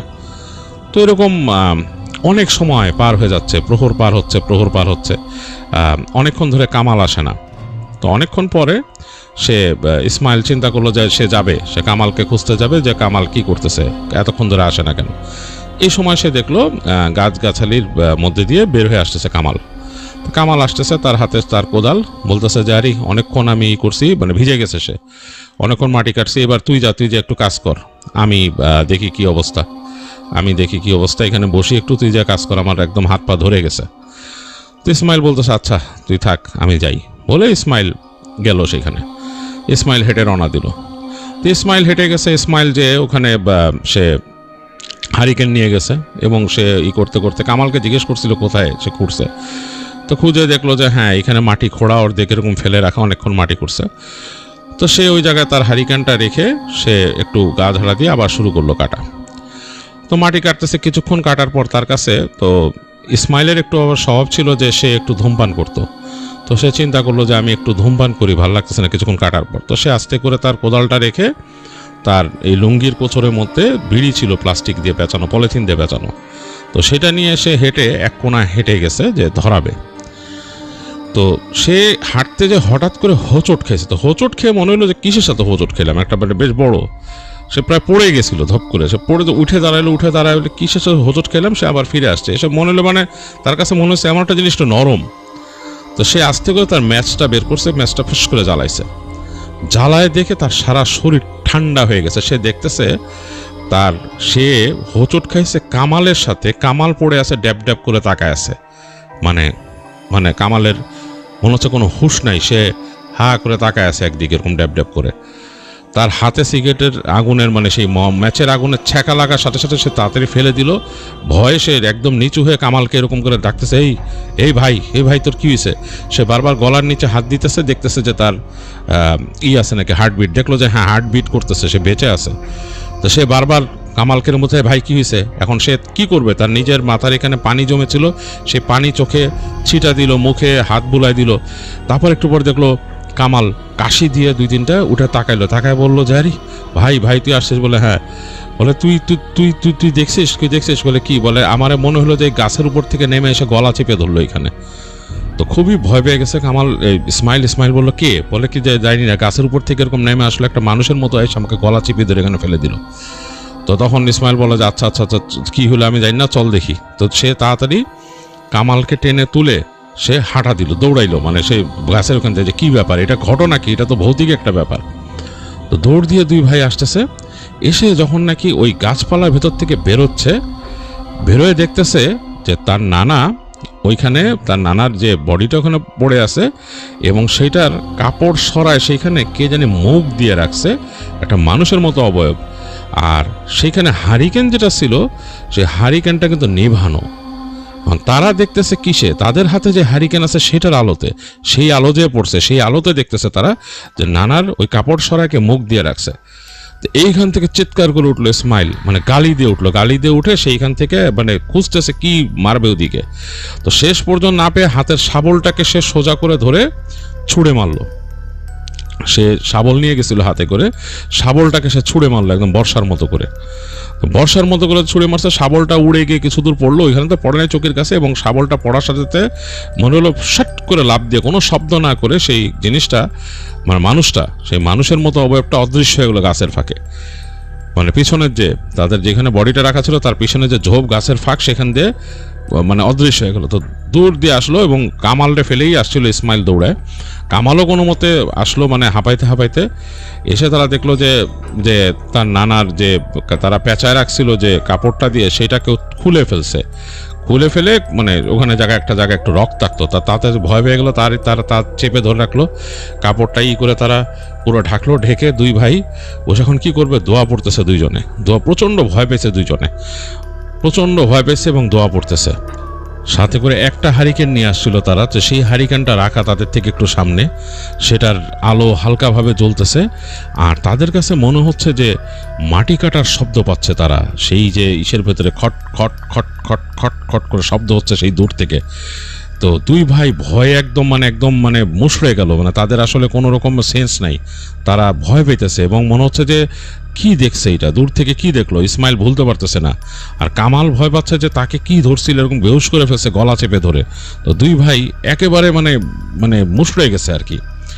তো এরকম সময় হঠাৎ করে তারা দেখলো যে গাছের ফাঁক দিয়ে কিছু একটা তাকাচ্ছে তাদের দিকে, যেটার মানে চোখ 2টা দেখা যাচ্ছে, একেবারে গনগনে আলোর মতো 2টা চোখ তাদের দিকে তাকায় আছে দূর থেকে। তো বেশ ভয় পেল 2 ভাই, কিন্তু ইসমাইল এখানে সাহস করে চিন্তা করলো যে না, এইভাবে করলে তো হবে না, মানে কঠিন অবস্থা। সে ভাবলো, মানে তার হঠাৎ করে সাহস অনেক বেড়ে গেল। সে দোয়া পড়ে আল্লাহর নাম নিয়ে দৌড় দিয়ে গেল, হাতের যে শাবলটা পড়ছিল শাবলটা তুলে ওদিকে চলে গেল। সে দৌড়ে যায়, সে চিৎকার করতে করতে শাবল নিয়ে সে চিৎকার করতেছে এবং তার চিৎকার মনে হচ্ছে দূর পর্যন্ত ছড়ায় যাচ্ছে।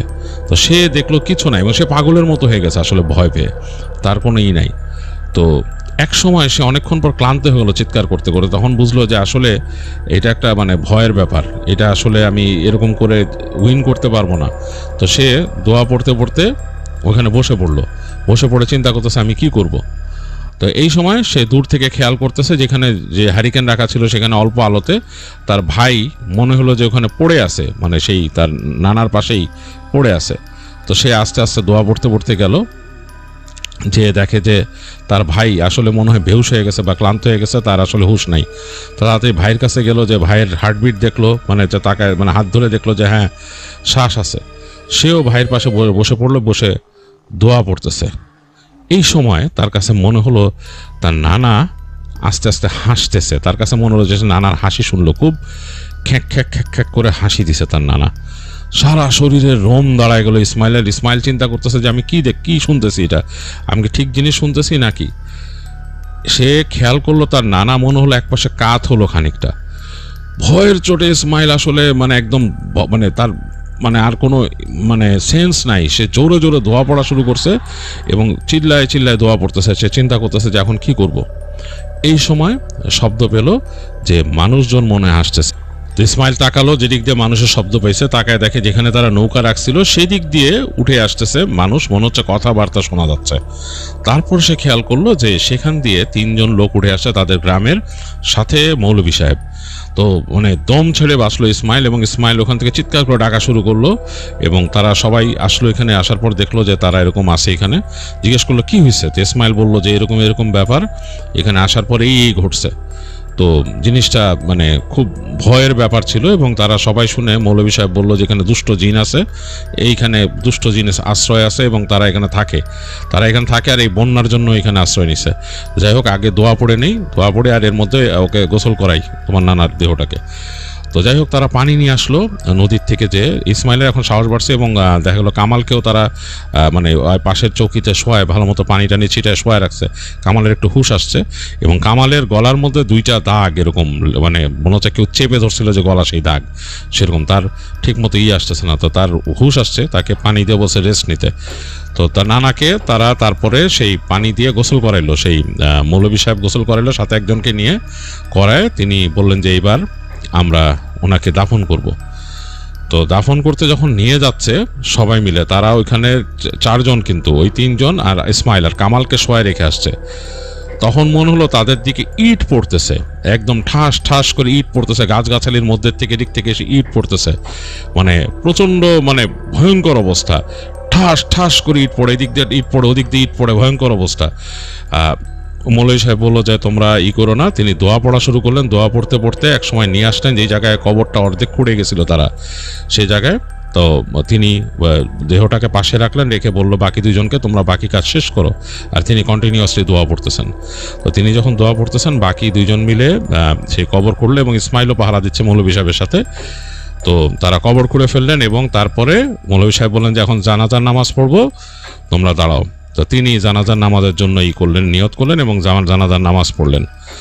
তো যখন নামাজটা শেষ হয়েছে তখন দেখা গেল যে এই যে এতক্ষণ যে ইট পোড়াপড়িগুলো ছিল আশেপাশে সেগুলো কমে গেল।